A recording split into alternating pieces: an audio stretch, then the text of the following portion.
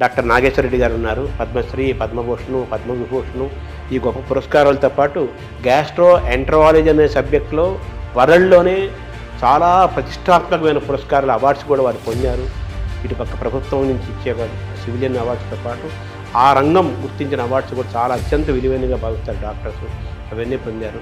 వారిని అడిగి గ్యాస్ట్రో ఎంటరాలజీకి రిలేటెడ్గా చూసుకుంటూ మన కడుపు, జీర్ణాశయం, ఆరోగ్యం, ఆహారం, ఆనందం, సుఖం, లాంగివిటీ ఆఫ్ లైఫ్ స్ట్రాంగ్గా ఉండాలంటే ఏం చేయాలి, ఏం చేయకూడదు, ఇవన్నీ కూడా డాక్టర్ గారి ద్వారా మనం తెలుసుకునే ప్రయత్నం చేద్దాం. ₹1,00,00,000 జీతాన్ని కూడా ఇవ్వడానికి 10 ఏళ్ల క్రితం మీకు అవకాశం వచ్చినా కానీ అవన్నీ వదులుకొని, ఎందుకంటే మనం ఎందుకు గట్ హెల్త్ విషయంలో వెనకబడ్డాము.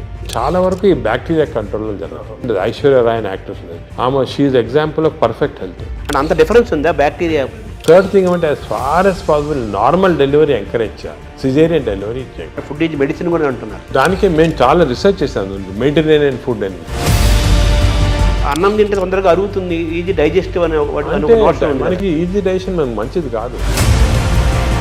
మన భారతదేశాన్ని బ్లూ జోన్గా మార్చలేమా? బ్లూ జోన్ అంటే ఒకరిద్దరు పాటించింది కాదు.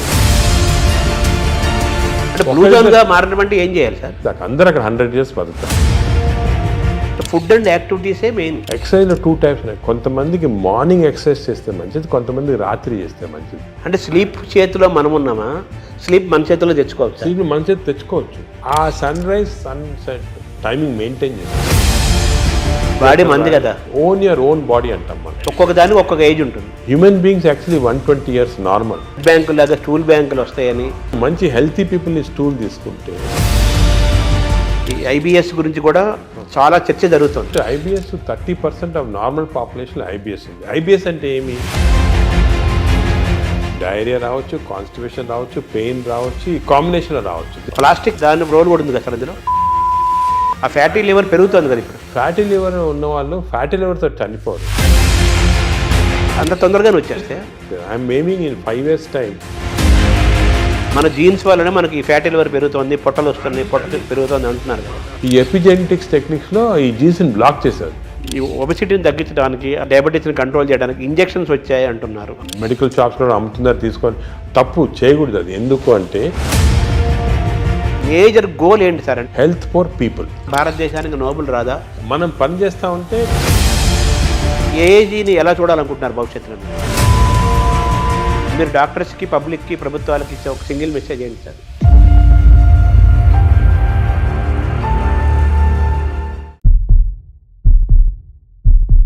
నమస్కారం.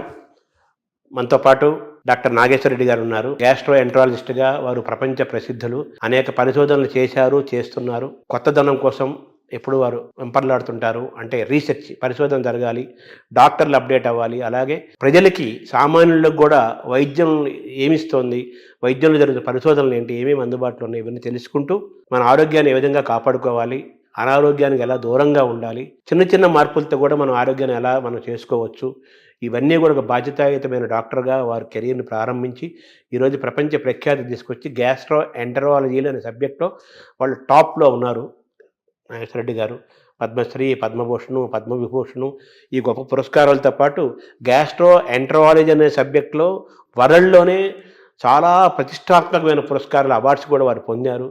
ఇటుపక్క ప్రభుత్వం నుంచి ఇచ్చే సివిలియన్ అవార్డ్స్తో పాటు ఆ రంగం గుర్తించిన అవార్డ్స్ కూడా చాలా అత్యంత విలువైనగా భావిస్తారు డాక్టర్స్. అవన్నీ పొందారు. వారిని అడిగి గ్యాస్ట్రో ఎంటరాలజీకి రిలేటెడ్గా చూసుకుంటూ మన కడుపు, జీర్ణాశయం, ఆరోగ్యం, ఆహారం, ఆనందం, సుఖం, అలాగే లాంగివిటీ ఆఫ్ లైఫ్ స్ట్రాంగ్గా ఉండాలంటే ఏం చేయాలి, ఏం చేయాలి, ఏం చేయకూడదు, ఇవన్నీ కూడా డాక్టర్ గారి ద్వారా మనం తెలుసుకునే ప్రయత్నం చేద్దాం. నమస్కారం డాక్టర్ గారు. నమస్కారం శర్మ గారు. మామూలుగా మీరు ఆ వృత్తికి చాలా గొప్ప విలువని, గౌరవాన్ని తీసుకొచ్చారు. అదే అప్పుచ్చేవాడు వైద్యుడు అని మామూలుగా మనం చిన్నప్పుడు చదువుకునేవాళ్ళం. సో ఆ వైద్యుడికి అంత స్థానం ఉంది. సరే, నెగిటివ్ పక్కన పెట్టేస్తే మీలాంటి వాళ్ళ వల్ల మళ్ళీ డాక్టర్లు ఇంత సర్వీస్ ఓరియంటెడ్గా ఉంటారు, ఇంత పబ్లిక్ ఇంట్రెస్ట్తో ఉంటారు, ఇన్ని రీసెర్చ్ చేస్తారు. ఆ వైద్యానికి, ఆ రంగానికి, అలాగే ఆ రాష్ట్రానికి, ఆ దేశానికి కూడా గొప్ప పేరు తీసుకొస్తారని మీలాంటి వాళ్ళ వల్ల మళ్ళీ ఆ వృత్తి యొక్క గౌరవాన్ని మీలాంటి వాళ్ళు కాపాడుతున్నారు. రీసెంట్గా పద్మవిభూషణ్ కూడా వచ్చింది. సో మీకు ముందుగా తెలుగు వారందరి తరపున మీకు అభినందనలు, పబ్లిక్ తరపున మీకు కృతజ్ఞతలు కూడా తెలియజేయాలి. సార్ ఇప్పుడు బాగా వినపడే మాట అన్ని డాక్టర్లు, వాడు కార్డియాలజిస్ట్ అయినా, నెఫ్రాలజిస్ట్ అయినా, న్యూరాలజిస్ట్ అయినా లైఫ్ స్టైల్ మాట్లాడుతున్నారు. ఫస్ట్ లైఫ్ స్టైల్ అంటున్నారు, తర్వాత గట్ హెల్త్ అంటున్నారు. గట్ హెల్త్, మైక్రోబయాము, దీని గురించే మాట్లాడుతున్నారు కదా. ఏంటి సార్ ఈ గట్ హెల్త్? ఈ గట్ హెల్త్ మనం కాపాడుకోవాలంటే ఏం చేయాలి? మనం ఎందుకు గట్ హెల్త్ విషయంలో వెనకబడ్డాము? గట్ హెల్త్ అనేది మీరు ఈ మధ్యనే వింటున్నారు అనమాట టర్మ్, కానీ మా మెడికల్ టర్మినాలజీలో చాలా రోజులుగా ఉంది గట్ హెల్త్ అనేది. దీనికి ఇంపార్టెన్స్ ఎందుకు వచ్చిందంటే, మామూలుగా సాధారణంగా నాన్ డాక్టర్స్ కానీ ఈవెన్ డాక్టర్స్ ఏమనుకునే వాళ్ళు హార్ట్ ఇంపార్టెంట్, చాలా హార్ట్ అండ్ కార్డియాలజిస్ట్కి అప్పుడు ప్రతి వాళ్ళు కార్డియాలజిస్ట్ చూపించుకోవటం, హార్ట్ అటాక్ వస్తుంది, స్టెంట్స్ వేసుకోవటం, హార్ట్ సర్జరీ చేసుకోవటం. అదేవిధంగా బ్రెయిన్ ఇంపార్టెంట్, మెదడులో ఏం రాకూడదని దానికి కరెక్ట్గా మందులు తీసుకోవటం, మెదడుకి కొన్ని ఎక్సర్సైజ్ ఉన్నాయి అవి చేయటము. అదేవిధంగా కిడ్నీస్ కూడా చాలా ఇంపార్టెంట్, లివర్ ఇంపార్టెంట్ అని అందరు అనుకునేవాళ్ళు. కానీ ఇప్పుడు మనకి రీసెంట్గా చాలా రీసెర్చ్ జరిగింది. దీంట్లో ఏం తెలిసిందంటే, ఇవి అన్నిటికీ సెంట్రల్ కంట్రోల్ అని ఒకటి ఉంటుంది.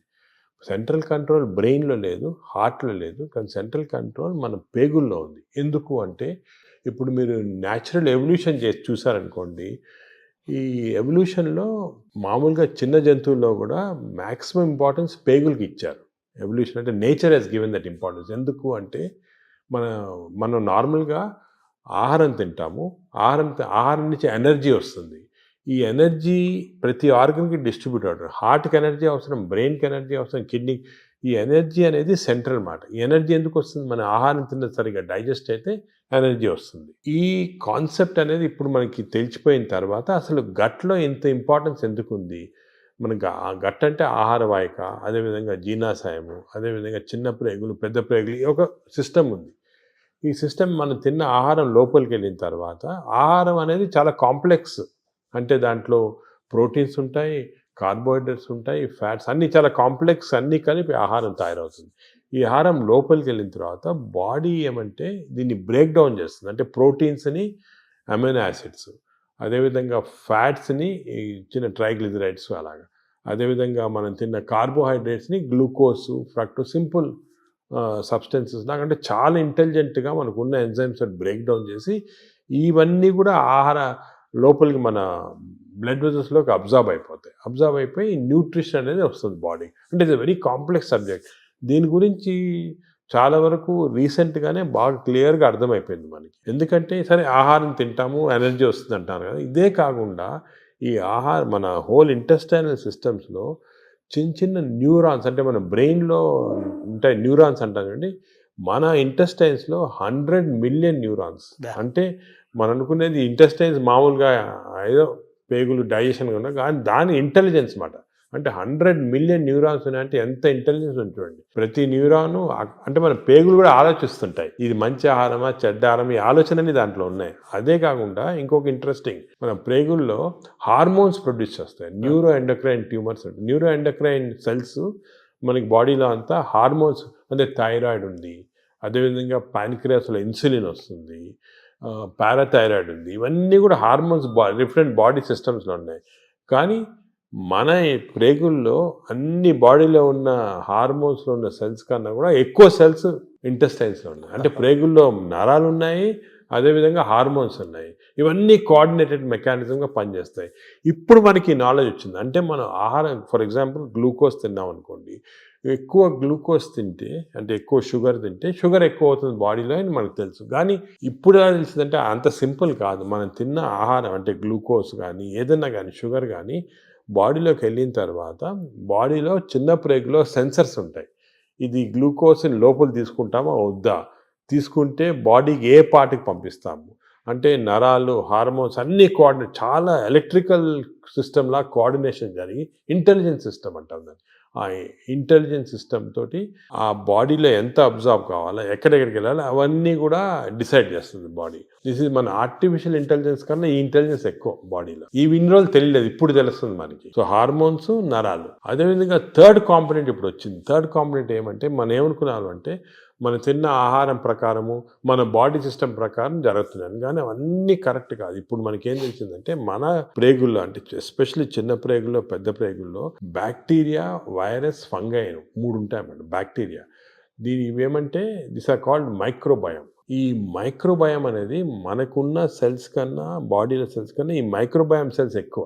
అంటే బ్యాక్టీరియా ఎక్కువ, వైరస్ ఎక్కువ, ఫంగై ఎక్కువ. ఇవి జీన్స్, దీంట్లో జీన్స్ మనం లెక్క పెట్టగలిగితే ఈ జీన్స్ దీంట్లో 2 మిలియన్ జీన్స్ ఉన్నాయి. మన బాడీలో 20,000 జీన్స్ ఉన్నాయి. అంటే మనకి we are completely controlled by this microbiome bacteria. ఎందుకంటే అన్ని జీన్స్ ఉన్నాయి దాంట్లో. అంటే మన డిఎన్ఏ దానికి రిలేటెడ్ ఉంటుంది. డిఎన్ఏ, మన డిఎన్ఏ బ్యాక్టీరియా డిఎన్ఏ కాన్స్టెంట్గా they are touching each other, talking to each other. మన ఆహారం ఎంత తీసుకున్నా డైజెషన్ అది జరుగుతుంది కదా, ఎంత అబ్జార్బ్ కావాలి, ఎంత వెళ్ళాలని ఈ క్రాస్ టాక్ వల్ల జరుగుతూ ఉంది. మనం తిన్నదానిపైన డిసైడ్ కాదు, ఈ మైక్రోబయామ్ పైన కూడా డిసైడ్ అవుతుంది. సపోజ్ మంచి మైక్రోబయామ్ ఉందనుకోండి, మనని ప్రొటెక్ట్ చేస్తుంది. అరే ఈ బాడీని ప్రొటెక్ట్ చేయాలి, మనం ఈ బాడీలో ఉన్నాము, దీన్ని ప్రొటెక్ట్ చేయాలా అండ్ మంచి సబ్స్టెన్సెస్ అబ్జర్వ్ చేసి చెడ్డ సబ్స్టెన్సెస్ బయటికి పంపించేస్తుంది, మన మోషన్ ద్వారా వచ్చేస్తుంది. అదే చెడ్డ మైక్రోబయామ్ ఉన్నాయనుకోండి, అంటే ఇది ఎలాగంటే ఎగ్జాంపుల్, ఒక దేశంలో ప్రజలు ఉంటారు, మంచి ప్రజలు ఉంటారు, చెడ్డ ప్రజలు ఉంటారు. మంచి ప్రజలు ఈ దేశానికి ఏమైనా చేయాలా, అవి చేయాలా అని ఆలోచిస్తూ ఉంటారు. అదే చెడ్డ ప్రజలు టెర్రరిస్ట్ ఉన్నారు, ఎలా దీన్ని డిస్ట్రాయ్ చేస్తాము అని. మన బ్యాక్టీరియా కూడా బాడీలో అలాగే మంచి ప్రజలు చెడ్డ ప్రజలు ఉన్నట్టు మంచి బ్యాక్టీరియా చెడ్డ bacteria, good bacteria bad bacteria. ఈ బ్యాడ్ బ్యాక్టీరియా ఎప్పుడు ఇలా బాడీని ఎలా డిస్ట్రాయ్ చేస్తాము, ఈ బాడీలో షుగర్ ఎలా ప్రొడ్యూస్ చేస్తాము, ఈ బాడీకి హార్ట్ ఎలాగ చెడిపేస్తాము, ఈ బాడీకి బ్రెయిన్ ఎలా చెడిపేస్తాము కాన్స్టెంట్గా ఉంటాయి. So there is a constant big battle మన ప్రేగుల్లో. బ్యాడ్ బ్యాక్టీరియా గుడ్ బ్యాక్టీరియాకి ఇప్పుడు వార్ జరుగుతూ ఉంది లోపల. పెద్ద సైన్యం ఉంది లోపల. సైన్యం ఉంది, అంటే మిలియన్స్ మన అంత పెద్ద సైన్యం ఉంది. మనకి గుడ్ బ్యాక్టీరియా గెలిస్తే మనకి మంచిది బాడీకి. సో ఈ heart attacks, brain strokes, kidney damage ఇవన్నీ కూడా కొంతవరకు మనం అనుకున్నట్టు ఫిజియాలజీ ప్రకారం జరుగుతుంది, కానీ చాలా వరకు ఈ బ్యాక్టీరియా కంట్రోల్లో జరుగుతుంది. మనకు తెలిసిపోయింది ఇప్పుడు. దానికే మనం చూస్తుంటే కొంతమంది అది ఏదంటే తింటారు, నాకేం జబ్బులు రావంటారు. ఫర్ ఎగ్జాంపుల్, ఫేమస్ ఎగ్జాంపుల్ మనకి ఒక యాక్ట్రెస్ ఉండేది, ఐశ్వర్య రాయ్ అని యాక్ట్రెస్ ఉండేది. ఆమె she example of perfect health. అందరూ అడిగేవాళ్ళు, మీరు ఏం చేస్తారు, ఎక్సర్సైజ్ ఏం తింటారు? ఆమె ఏం లేదండి, ఏం చేయటం లేదు, మన న్యాచురల్ బాడీ. అప్పుడు ఊరికనే అందరు ఎలాగ natural, this is a natural. అంటే మన మంచి బ్యాక్టీరియా ఉంటే బాడీ గ్లో వస్తుంది, స్కిన్ గ్లో వస్తుంది, అదేవిధంగా షుగర్ కంట్రోల్లో ఉంటుంది. సో ఇది ఫండమెంటల్గా ఇది తెలిసిపోయింది ఇప్పుడు మనకి. సో మోస్ట్ ఇంపార్టెంట్ ఇప్పుడు ప్రజలు అడిగేది ఏమంటే ఎలాగా, how to have good bacteria, how to avoid bad bacteria, ఇది అనేది ఫండమెంటల్ క్వశ్చన్ వచ్చింది మనకి. దీని గురించి చాలా రీసెర్చ్ జరుగుతుంది. ఇంకో ఫండమెంటల్ క్వశ్చన్ మా వాళ్ళు చాలామంది నన్ను అడుగుతుంటారు, అది ఇన్ని సంవత్సరాలుగా మనం చూస్తున్నాం కదా, ఇది ఎందుకు తెలియదు, ఈ నాలెడ్జ్ ఎందుకు లేదు? ఈ బ్యాక్టీరియా గురించి ఇప్పుడే 2-3 సంవత్సరాలుగా మాట్లాడుతున్నారు అందరు, మీరు కూడా 2-3 సంవత్సరాలుగా ఎందుకు తెలియలేదంటే ఈ బ్యాక్టీరియా అనేది లోపల ఉంటాయి కదా, దీన్ని తీసి కల్చర్ చేసి స్టడీ చేసే టెక్నిక్స్ మన దగ్గర లేవు ఇన్ని రోజులు.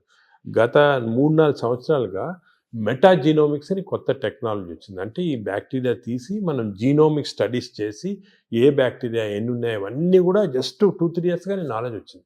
దానివల్ల మనకు అంతా ఇప్పుడు తెలిసింది. That's why are so excited about this knowledge. ఎందుకంటే ఈ కొత్త నాలెడ్జ్ ఇప్పుడు వచ్చింది కదా, ఇవన్నీ క్లారిఫై అయిపోతున్నాయి పాయింట్స్. మెటాజీనోమిక్స్ మేము మా హాస్పిటల్లో పెద్ద ల్యాబ్స్ పెట్టాము, మెటబాలోమిక్స్, దాని తర్వాత మెటాజీనోమిక్స్, మైక్రోబయామ్ ల్యాబ్ అని స్టార్ట్ చేసి ఇవన్నీ స్టడీ చేస్తున్నాం. అంటే ఈ మైక్రోబయామ్స్ ఉన్నాయి కదా, అవి కూడా దే ఆర్ ప్రొడ్యూసింగ్ సబ్స్టెన్సెస్, ఈ అని మెటబోలైట్స్ అంటారు.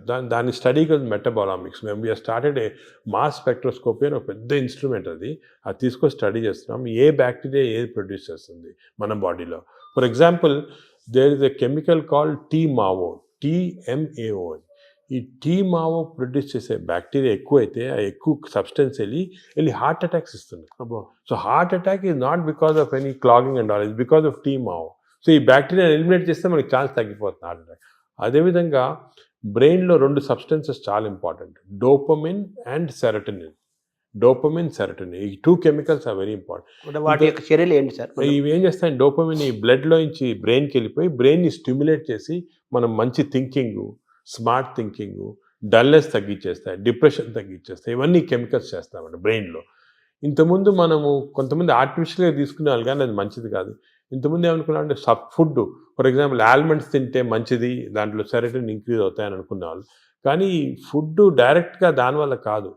ఈ ఫుడ్, మనం తిన్న ఫుడ్ని బ్యాక్టీరియా తీసుకొని, ఫర్ ఎగ్జాంపుల్ మనం బాదం తిన్నామనుకోండి, మంచి బ్యాక్టీరియా ఉంటే ఈ బాదంని లో ఉన్న ట్రిప్టోఫాన్ని సెరటిన్ లాగా మార్చేస్తుంది బాడీకి. సెరటిన్ అంటే బ్యాక్టీరియా ప్రొడ్యూసింగ్ సెరటిన్, డోపమిన్ ఇవన్నీ కూడా, ఇవి కూడా మంచి గుడ్ ఈ బ్యాక్టీరియా. డోపమిన్ వల్ల సార్ దానివల్ల ఏం జరుగుతుంది? డోపమిన్ వల్ల అగైన్ బాడీ ఎనర్జీ వస్తుంది, ఎక్సర్సైజ్ చేయాలనిపిస్తుంది, పాజిటివ్ థాట్స్ వస్తాయి. ఈ డోపమిన్ తక్కువ ఉన్న వాళ్ళు ఎప్పుడు డల్గా కూర్చొని ఎక్సర్సైజ్ చేయరు, దానివల్ల బద్ధంగా వచ్చే ఫ్యాట్, బాడీలో బాగా ఫ్యాట్ రావడం అవన్నీ అలా వస్తాయి.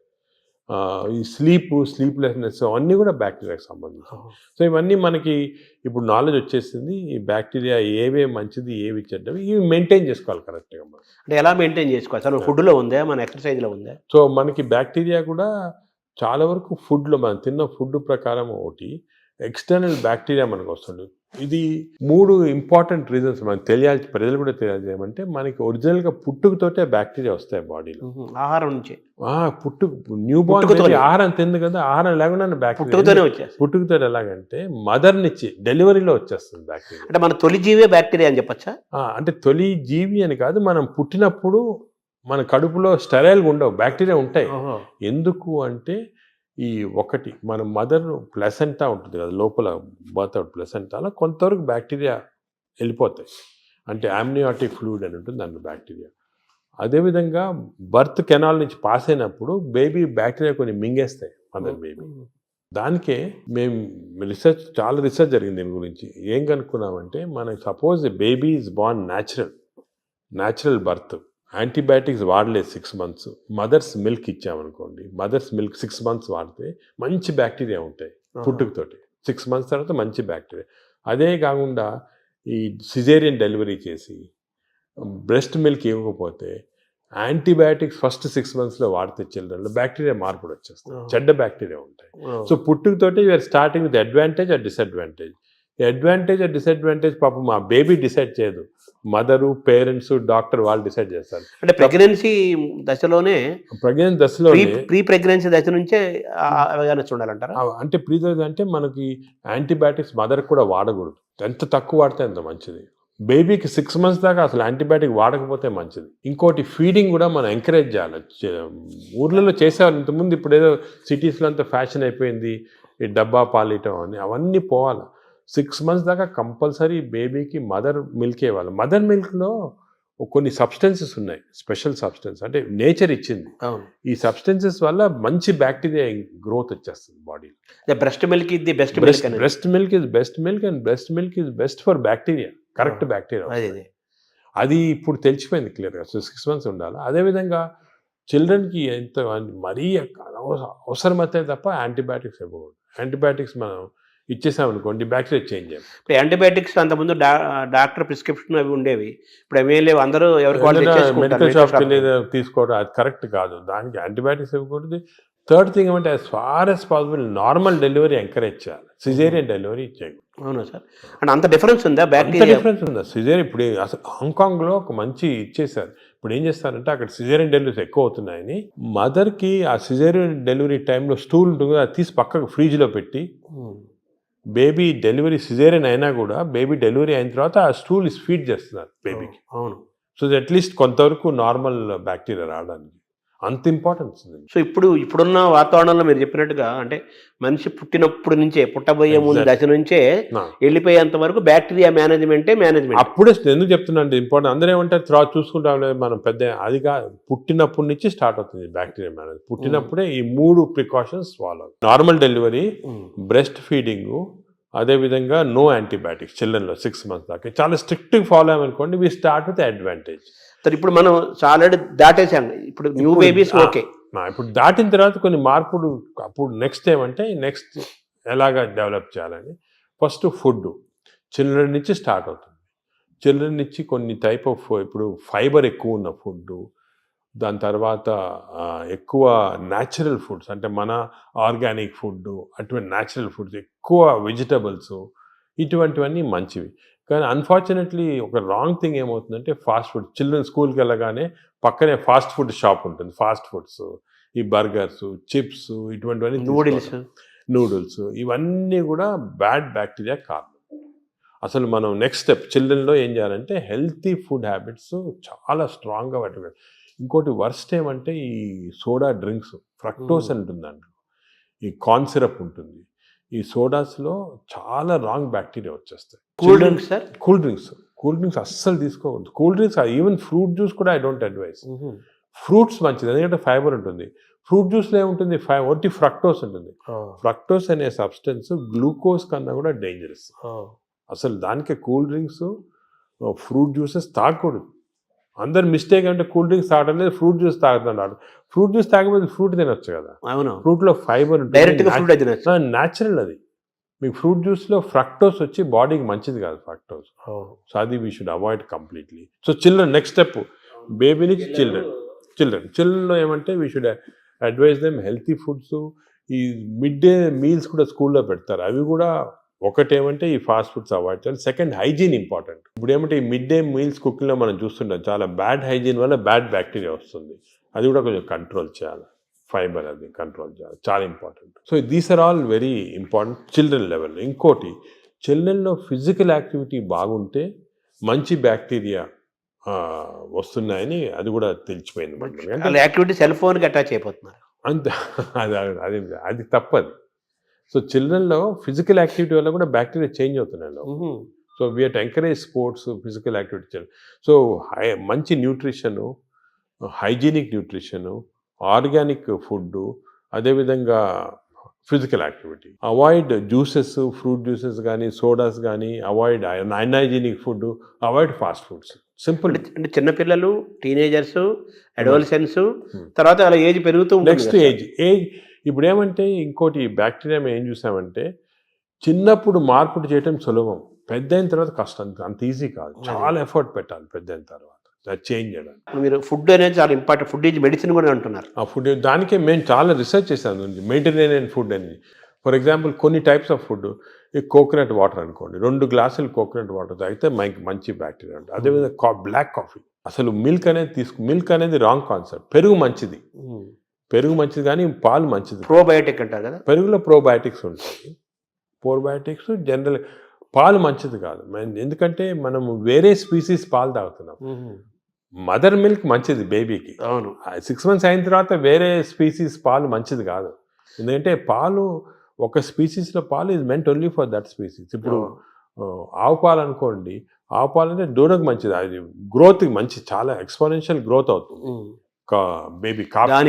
కాఫీ మంచిది కానీ వేరే మనం తాగటం మంచిది. అంటే మన వాళ్ళు ఆయుర్వేదం కూడా మనం సెకండ్ మాట్లాడుకుంటే వాళ్ళు ఏమంటారంటే ఆవు నెయ్యి, ఆవు పాలు, ఆవు ద్వారా వచ్చేదంతా కూడా మనకు మంచిది, బ్రెయిన్. ఆవు పాలు కాదు, ఆవు గీ పర్వాలేదు కానీ ఆవు పాలు మనకి కర్డ్స్ ఫామ్లో, అటువంటి ఫామ్లో మంచిగా. యాక్చువల్ మిల్క్ తీసుకుంటే దట్ ఆవు పాలు మెంట్ ఓన్లీ ఫర్ కాఫ్, అంటే వాళ్ళ పిల్లలకి అంతే. మనం వేరే స్పీసీస్ పాలు దాటం కరెక్ట్ కాదు, అది నేచర్ అగైన్స్ట్. అది అంటే మనుషులు వాళ్ళు తీసుకోవాలి, మనుషులంటే అంతే, exact same species, that is nature. మనం నేచర్ కి వ్యతిరేకంగా వెళ్తాం. సో ఆవు నెయ్యి మంచిది అంటారు కదా, బ్రెయిన్ మంచిదని కాదు, అంటే కొంతవరకు ఇంతకుముందు నెయ్యి తీసుకోవడం మంచిది కాదు అంటే, ఇప్పుడు కొంతవరకు లిమిటెడ్ క్వాంటిటీస్లో పర్వాలేదు నేను వచ్చింది, అంతేగాని మంచిదని కాదు, ఎక్కువ తీసుకోవడం మంచిది అలా కాదు. ఇందులో ఈ జర్నీలో అవాయిడ్ వైట్స్ అనేది ఒక పెద్ద ప్రచారం జరుగుతుంది కదా సార్, అది అవాయిడ్ ఏదంటారు? అవాయిడ్ వైట్స్ అంటే అన్నము, వైట్ అనేది జనరల్ టర్మినాలజీ, కానీ జనరల్ గా దోస్ అంటే ఇప్పుడు మనం ఫుడ్ లో కార్బోహైడ్రేట్స్, ప్రోటీన్, ఫ్యాట్ లో saturated fat, unsaturated fat example ఏమంటే ఆలివ్ ఆయిల్. వెస్టర్న్ కంట్రీస్ లో ఆలివ్ ఆయిల్ ఎక్కువ తింటారు, మనం ఆలివ్ ఆయిల్ తో కుక్ చేయలేము.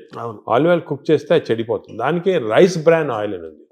Rice bran oil is equal to olive oil, unsaturated fatty acid ఎక్కువ. Saturated fatty acids or hydrogenated fats ఏమంటే వనస్పతి, కొంతవరకు గీ, అవి మంచిది కాదు. కొంతవరకు మన కౌ గీ అంటే ఆవుది వచ్చిన గీ కొంతవరకు పర్వాలేదు, ఎక్కువ మంచిది కాదు. అన్నం కూడా తినొద్దు అంటున్నారు కదా వైట్స్ లో, అది ఫ్యాట్స్ పార్ట్. సో ఎక్కువ అన్సాచురేటెడ్ ఫ్యాటీ యాసిడ్స్ అవి మంచిది. హైడ్రోజనేటెడ్ ఫ్యాటీ యాసిడ్స్ వనస్పతి లాంటిది అవి మంచిది కాదు. నా సెకండ్ ఏమంటే కమింగ్ టు కార్బోహైడ్రేట్స్లో సింపుల్ కార్బోహైడ్రేట్స్, కాంప్లెక్స్ కార్బోహైడ్రేట్స్ ఉంటాయి. సింపుల్ కార్బోహైడ్రేట్స్ అంటే ఏమి, రైసు ఇటువంటివి. ఏమంటే సింపుల్, దీంట్లో ఎక్కువ ఫైబర్ ఉండదు, మనం తింటే గ్లూకోజ్ ఇమ్మీడియట్గా బాడీలో అబ్జర్వ్ అయిపోయి మంచిది కాదు. లోపల బ్యాక్టీరియా కూడా అవి కూడా లేజీ అయిపోతాయి, ఎక్కువ పని లేదు దానికి. రైస్ ఇచ్చామనుకోండి, గ్లూకోజ్ తీసి బాడీకి పంపించేసి డ్రౌజినెస్. వేరే సేమ్ కాంప్లెక్స్ కార్బోహైడ్రేట్స్ మిల్లెట్స్ ఉంటాయి. ఎగ్జాంపుల్ మిల్లెట్స్ అనుకోండి, దాంట్లో చాలా ఫైబర్ ఉంటుంది, గ్లూకోజ్ ఆ ఫైబర్ మధ్యలో ఉంటుంది, దాన్ని ఎక్స్ట్రాక్ట్ చేయాలంటే అంత ఈజీ కాదు, బ్యాక్టీరియా కూడా కొంచెం పనిచేయాలి దానికి. అంటే ఒకప్పుడు మనం రాగులు, సజ్జలు, మంచిది జొన్నలు, చాలా. ఆరికలు, కొర్రలు, రాగులు కానీ మంచిది, ఈ సొరగము అవన్నీ కూడా, అంటే మిల్లెట్స్ ఆర్ వెరీ గుడ్. ఇవి మనం వీఆర్ రియలైజింగ్ నా ఎక్కువ మిల్లెట్స్ తింటే మంచిది అది. సో దీస్ కార్బోహైడ్రేట్స్లో మిల్లెట్స్ ఎక్కువ కాన్సన్ట్రేట్ చేసేసి polished, especially polished rice avoid చేయాలి. అంటే మామూలుగా అన్నము కంపారిటివ్ గా అన్నం తింటే తొందరగా అరుగుతుంది, ఈజీ డైజెస్టివ్ అనే అంటే మనకి ఈజీ డైజెషన్ మనకు మంచిది కాదు.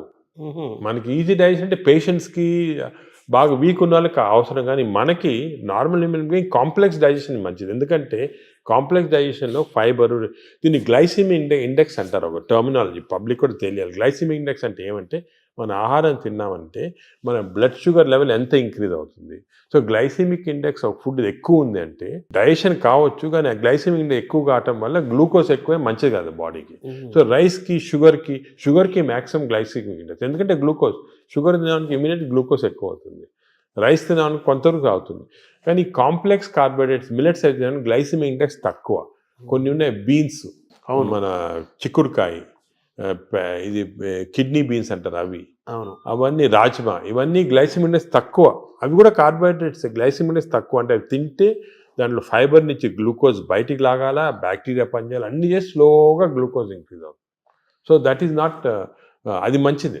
లో గ్లైసిమిక్ ఇండెక్స్ అంటే మంచిది. సో ఇది కార్బోహైడ్రేట్స్. సో అరుగుదల, రైస్ తింటే మంచిది అరగటం అనేది మంచిది కాదు, తొందరగా అరగకూడదు, డిలే కాదు. థర్డ్ ఆస్పెక్ట్ ప్రోటీన్లో మనకి యానిమల్ ప్రోటీన్, వెజిటబుల్ ప్రోటీన్ అంటే ఈ స్ప్రౌట్స్, దాల్స్, ఇవన్నీ వెజిటబుల్ ప్రోటీన్. యానిమల్ ప్రోటీన్లో కొన్ని మంచి ఉంది, చెడు ఉంది. Animal protein high quality protein, for example eggs అనుకోండి, మంచిది యానిమల్ ప్రోటీన్.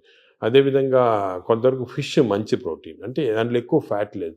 కానీ ఇప్పుడు రెడ్ మీట్ అనుకోండి, దాంట్లో సాచురేటెడ్ ఫ్యాట్ ఎక్కువ, అది మంచిది కాదు. అసలు రెడ్ మీట్ అనేది తినకూడదు అసలు.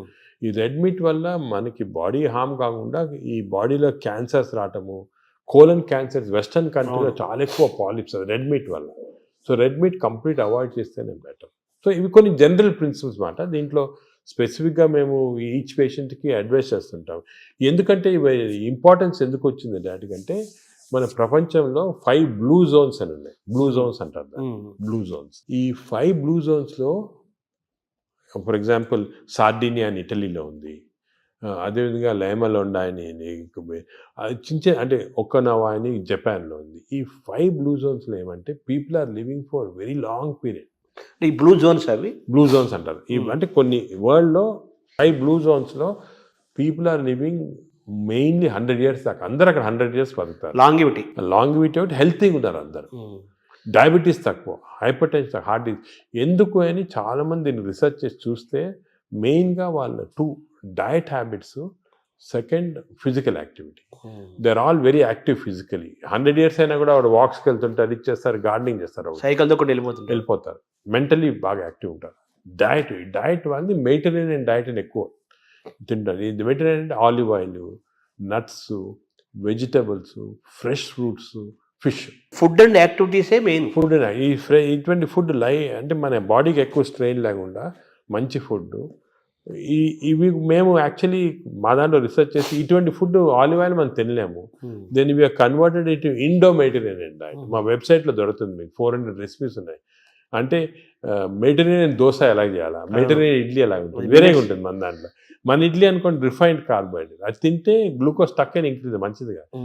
మెడిటరేనియన్ ఇడ్లీ తింటే అలా కాదు, స్లోగా డైజెస్ట్ అయ్యి బాడీకి మంచిది. సో ఏమంటే అంటే మామూలుగా అందరికి ఉన్న నోషన్ ఏంటంటే తొందరగా అరిగేది మంచి ఫుడ్ అని, తర్వాత మన బాడీ చాలా బాగా పనిచేస్తుంది అని ఫీలింగ్ లో ఉంటారు. తప్పు అదే ఐ వాంట్ వినండి. అసలు అరుగుదల స్లోగా అరిగేది మంచిది. Body has to work for digestion. బాడీలో స్లోగా గ్లూకోజ్ రావాలా.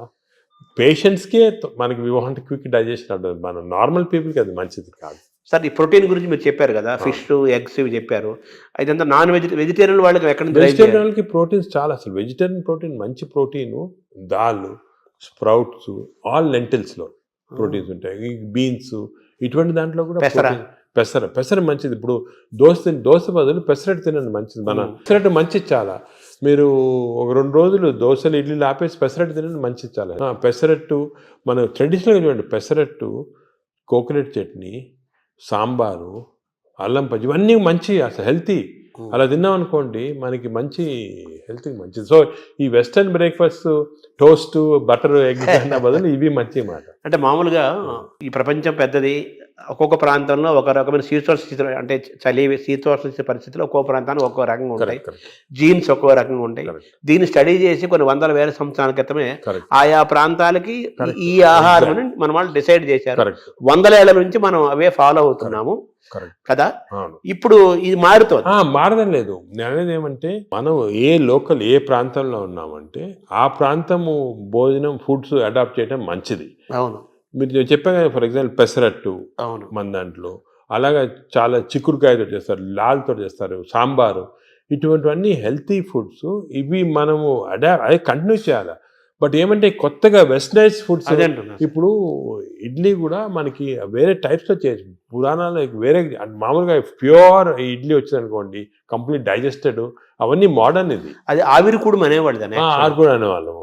అలాగే ఇప్పుడు మనము ఆపం తీసుకోండి, ఆపం కూడా బాగా స్టీమ్డ్, అది మంచి ఇది. అది కేరళ వాళ్ళు ఎక్కువ తింటారు, అది తింటారు మన దగ్గర కూడా. సో ఇటువంటివన్నీ ఒరిజినల్ డైట్స్ అని మనం ఫాలో అయ్యి ఈ కొత్త అడిషన్స్ వచ్చాయి చూడండి, అవి మంచిది కాదు.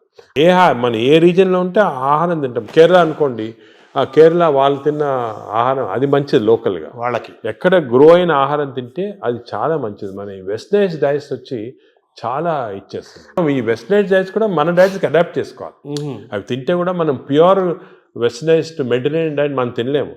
మన దానికి అడాప్ట్ చేసుకొని తింటే మనకి మంచిది. మన దోశలు వాళ్ళు తింటున్నారు, వాళ్ళ బర్గర్లు పిజ్జాలు మనం తింటున్నాం. అదే మిస్టేక్. ఇప్పుడు మామూలుగా నేను విన్నాను, ఎవరో చెప్పగా విన్నాను, ఈ బ్యాక్టీరియా మైక్రోబయోమ్ ఇంపార్టెంట్ అని చెప్పారు కదా మీరు. ఈ క్రమంలో అసలు మన బ్యాక్టీరియా ఆల్మోస్ట్ మనం కోల్పోయి యూరోపియన్ బ్యాక్టీరియా వచ్చేసింది అంటున్నారు మనలోకి. అది కరెక్ట్. అంటే స్లోగా ఈ వెస్టర్నైజేషన్ వల్ల మనకి మంచి బ్యాక్టీరియా ఉంది, అది పోయి బ్యాడ్ బ్యాక్టీరియా వచ్చి ఓవర్టేక్ చేస్తూ ఉంది. సో మనం ఇప్పుడు అగైన్ దీని గురించి కూడా మేము చాలా రీసెర్చ్ చేస్తున్నాము. We are studying bacteria in different people in different places. మన కుంభమేళా జరిగింది, దాంట్లో చాలా బ్యాక్టీరియల్ స్టడీస్ చేసాము. అలాగే వీఆర్ డన్ మంచి రిజల్ట్స్ పబ్లిష్ చేస్తున్నాము. ఇప్పుడు నేను ప్రకారం మన బ్యాక్టీరియా, మన న్యాచురల్ బ్యాక్టీరియా, మన దేశంలో ఉన్న బ్యాక్టీరియా, మన ప్రాంతాల్లో ఉన్న మంచి బ్యాక్టీరియా, అవి ప్రిజర్వ్ చేసుకోవాలి. అవి చేయడానికి కొన్ని టెక్నిక్స్, కొన్ని మెథడ్స్ అవి ఉన్నాయి. అవి మేము ఇప్పుడు ఇంకోటి ఏం చేస్తున్నామంటే రీసెర్చ్, ఈ ఎక్స్టెన్సివ్ బ్యాక్టీరియా రీసెర్చ్ చేసిన తర్వాత ఏవి మంచి బ్యాక్టీరియా, ఏ చెడ్డ బ్యాక్టీరియా అని కనుక్కున్న తర్వాత ఈ బ్యాక్టీరియా అనేది మన స్టూల్స్లో ఉంటాయి, కష్టం వేయటం, థెరపీలు ఏమి లేవు. So we are desiccating it and producing what is called capsules. అంటే ట్యాబ్లెట్స్, మన ఈ మామూలుగా యాంటీబయాటిక్స్ ఇటువంటి ట్యాబ్లెట్స్ బదులు ఈ డెసికేటెడ్ స్టూల్ క్యాప్సూల్సే ట్యాబ్లెట్స్ లాగా ఇస్తున్నాం. భవిష్యత్తు అదే అంటున్నారు, ఫ్యూచర్ అదే దాని తర్వాత. సార్ మార్నింగ్ మన తెలుగు వాళ్ళం కాబట్టి మన ప్రాంతం మాట్లాడుకున్నాం. ఇప్పుడు మీ టాపిక్ అంతా లోకల్గా ఏ ఆహారం అవైలబుల్గా ఉందో వందల ఏళ్ల నుంచి అది తినండి, లోకల్గా మనం ఎలా ఉన్నామో దాన్ని ఫాలో. సేమ్ ఫిజికల్ యాక్టివిటీ చూసుకోండి, same activity you don't have to. కానీ ఇప్పుడు ఆ ఆఫీస్లో కూర్చోవడం టైం లేకుండా వేరే అడ్వకేటింగ్, సరే ఎక్సర్సైజ్ 1 hour చేయాలా, ఎక్సర్సైజ్ చేయాలా. ఈ ఎక్సర్సైజ్ కూడా ఇంపార్టెన్స్ ఏమంటే అందరు నేను 1 hour చేస్తున్నా సార్ టైర్డ్ అయిపోతున్నామని అంటుంటారు. ఎక్సర్సైజ్లో 2 types ఉన్నాయి. కొంతమందికి మార్నింగ్ ఎక్సర్సైజ్ చేస్తే మంచిది, కొంతమందికి రాత్రి చేస్తే మంచిది. ఇప్పుడు నేను ఫర్ ఎగ్జాంపుల్ నేను నైట్ చేస్తేనే నాకు ఫ్రెష్ ఉంటుంది. మార్నింగ్ అది ఎలాగంటే బాడీలో లాక్టేట్స్ అని ఉంటాయి. లాక్టేట్ మెజర్మెంట్ చేసి మనం కనుక్కోవచ్చు. లాక్టేట్స్ ఎక్కువ అయిపోయాయి అనుకోండి, అప్పుడు నైట్ చేస్తే బెటర్. అది మరి ఎక్కువ సంకేతం తెలుస్తుందా, తెలిసిపోతుంది కదా మనకి. ఇప్పుడు బాడీలో ఎక్సర్సైజ్ చేస్తే, అది సింపుల్గా చెప్పాలంటే సపోజ్ ఎక్సర్సైజ్ చేసామనుకోండి, ఎక్సర్సైజ్ చేసిన తర్వాత మార్నింగ్ ఎక్సర్సైజ్ చేసిన తర్వాత ఫ్రెష్గా ఉండదు, చాలా టైర్డ్ అయిపోయాం అనుకోండి, that means your exercise should be done in the evening. చేసిన తర్వాత ఫ్రెష్గా ఉన్నాం అనుకోండి, you should do in the morning. But సింపుల్గా అది కెమికల్గా కూడా మనం టెస్ట్ చేయొచ్చు. బాడీలో లాక్టేట్స్ తీసుకొని, ఎప్పుడు లాక్టేట్ లెవెల్ చాలా ఎక్కువ అయిపోయింది, ఫర్ ఎగ్జాంపుల్ నాకు పర్సనల్గా చెప్తున్నా కదా, నేను ఐ ఎక్సర్సైజ్ ఎవ్రీడే 1.5 hours చేస్తాను విగరస్ ఎక్సర్సైజ్. కానీ ఆ ఎక్సర్సైజ్ మార్నింగ్ చేశాను అనుకోండి, I feel dull whole day. అదే నైట్ చేశాను అనుకోండి, బాగా ఫ్రెష్ ఉంటుంది నాకు. అది నేను నా లాక్టేట్ మెజర్మెంట్ చేసి చూసుకున్నాను. అంటే మీరంటే డాక్టర్ కాబట్టి సైంటిఫిక్గా ఎవరికైనా తెలుసుకుంటారు. మామూలు మీరు కూడా ఏం లేదు, ఇప్పుడు ఎక్సర్సైజ్ చేసి మీ బ్లడ్ శాంపుల్ లాక్టేట్ లెవెల్ పంపించారనుకోండి, లాక్టేట్ లెవెల్ మరీ ఎక్కువ ఉంటే మీరు నైట్ చేసుకుంటారు బెటర్. అంటే మన బాడీ సంకేతం ఇస్తుంది కదా, మైండ్లో కూడా తెలిసిపోతుంది మనకి ఏది ఎక్సర్సైజ్. మీకు కూడా మార్నింగ్ వాక్ చేశారనుకోండి. కానీ ఇంకోటి ఏమంటే ఎక్సర్సైజ్లో ఏదో లీజర్లీ ఫ్రెండ్స్ మాట్లాడుకుంటా, కాఫీ తాక్కుంటా, ఏదో స్మోక్ చేసుకుంటా వాకింగ్ అది విగ్రెస్గా మినిమం పర్ అవర్ 6 kilometers నడవాలి. Minimum 6 is minimum. అంటే ఐడియల్ 5 kilometers అంటారు కాదు 6. అదే సెకండ్. అదేవిధంగా ఈ ఎక్సర్సైజే కాకుండా మజిల్స్ ఇప్పుడు చాలా ఇంపార్టెంట్. మనకేం తెలిసిందంటే మన మెటబాలిజము బాడీ నుంచి మజిల్స్ తెప్పిస్తే మంచిది బాడీకి. సో చిన్న చిన్న మజిల్ ఎక్సర్సైజెస్, హ్యాండ్ ఎక్సర్సైజెస్, ఈ కోర్ ఎక్సర్సైజ్ అంటాం, అంటే బాడీలో ఉన్న అబ్డామన్ మజిల్స్ కోర్, ఈ కోర్ ఎక్సర్సైజ్ ఇవన్నీ చేసి మన బాడీలో muscle strength plus aerobics strength అంటే అలాగా వీ కెన్ డూ ఈ వాకింగు, సైక్లింగు, స్విమ్మింగ్, ఇవన్నీ ఏరోబిక్ ఎక్సర్సైజ్. ఈ రెండు ఈక్వల్ కాంపనెంట్ చేయాలి. మామూలు చాలా మంది ఉట్టి వాక్ చేసి వదిలేస్తారు, అది లీజర్లీ వాక్. రోజు పొద్దున ఒక 2-3 kilometers ఫ్రెండ్స్ నడిచి వచ్చి బాగా బ్రేక్ఫాస్ట్ తిని హ్యాపీ కరెక్ట్ కాదు, తెలియదు అది. So we have to do the correct type of exercise. Morning ఎక్సర్సైజా, ఈవినింగ్ ఎక్సర్సైజా, ఎంత ఎక్సర్సైజ్ చేయాలా, ఏ బాడీకి ఎక్సర్సైజ్ చేయాలా, abdomen and central abdomen exercise, hands muscle, ఇవన్నీ కూడా కరెక్ట్గా అడ్వైస్ తీసుకొని చేయటం బెటర్. అంటే మామూలుగా కార్బోహైడ్రేట్స్, ప్రోటీను, మీటు ఇలా పర్ఫెక్ట్ సంపూర్ణమైన ఆహారం ఎలా ఇంపార్టెంటో మన ఎక్సర్సైజ్ ఫార్మేట్ ఎక్సర్సైజ్ ఎప్పుడు చేయాలా, ఏ ఎక్సర్సైజ్, అవి కూడా చాలా అది నెగ్లెక్ట్ చేస్తాం. వాకింగ్, ఏరోబిక్స్, ఇవన్నీ ఎక్సర్సైజ్ కాంబినేషన్ చేయాలి. ఇప్పుడు థర్డ్ కాంపోనెంట్ గట్ హెల్త్కి స్లీప్ గురించి చాలా మిస్ నామర్స్. అంటే చాలా మంది బిజీ వాళ్ళు, ఇప్పుడు నేను కూడా మొట్టమొదట ఇది కూడా మిస్టేక్స్ చేసేవాళ్ళము. టైం లేదని చెప్పి 4 గంటలు పండుకోవటము అలా చేసి కొంతవరకు ఈ బ్యాక్టీరియా చాలా important. They are very sensitive to sleep. Bacteria కూడా పండుకోవాలి కదా, రెస్ట్ ఇవ్వాలి కదా. మనం సపోజ్ మన బాడీ వర్క్ చేస్తుంది, దాని రెస్ట్ అవి ఇరిటేట్ అయిపోయి గుడ్ బ్యాక్టీరియా పోతాయి బాడీలో. అంటే ఎలాగంటే మన ఆర్గనైజేషన్ అవును, ఎంప్లాయీస్ ఉంటారు, మన ఎంప్లాయీస్కి రెస్ట్ ఇవ్వకుండా రాత్రి పగలు పని చేయండి అంటే మంచోళ్ళు వెళ్ళిపోయి చెడ్డోళ్ళు మిగులుతారు, మధ్య ఫైట్ వచ్చి. అలాగే బ్యాక్టీరియా కూడా సేమ్ ఒక ఫ్యాక్టరీ లాగా లోపల. లుక్ ఆఫ్టర్ స్లీప్ నార్మల్గా ఇండివిజువల్గా ఒకరికి 8 hours, కొంతమంది 6 hours, అలా డిఫరెంట్ రేంజ్. 6 to 8 hours అంటాము, 7 hours నార్మల్గా యావరేజ్. మరీ ఎక్కువ స్లీప్ 10 hours చేస్తే కూడా లోపల బద్ధకం వచ్చేస్తుంది, బ్యాక్టీరియా కూడా బద్ధకం వస్తుంది. ఎంత ఇవ్వాలి అంత ఇవ్వాలి, 7 to 8 hours.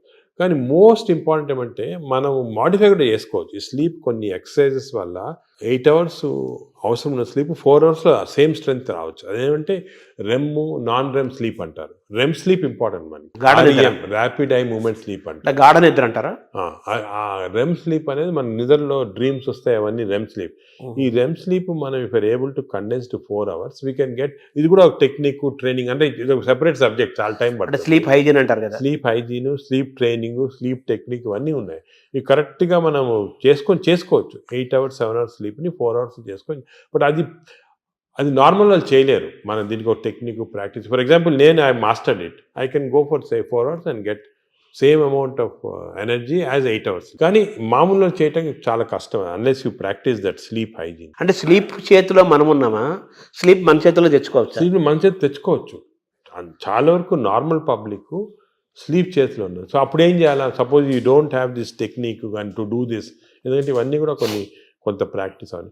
లేదంటే మోస్ట్ ఇంపార్టెంట్ ప్రిన్సిపల్ ఏమంటే మీరు స్లీపింగ్ బిట్వీన్ 10 to 4, అంటే 6 hours ఉందనుకోండి, 10 to 4 చేయండి, లేకపోతే 10 to 6 చేయండి.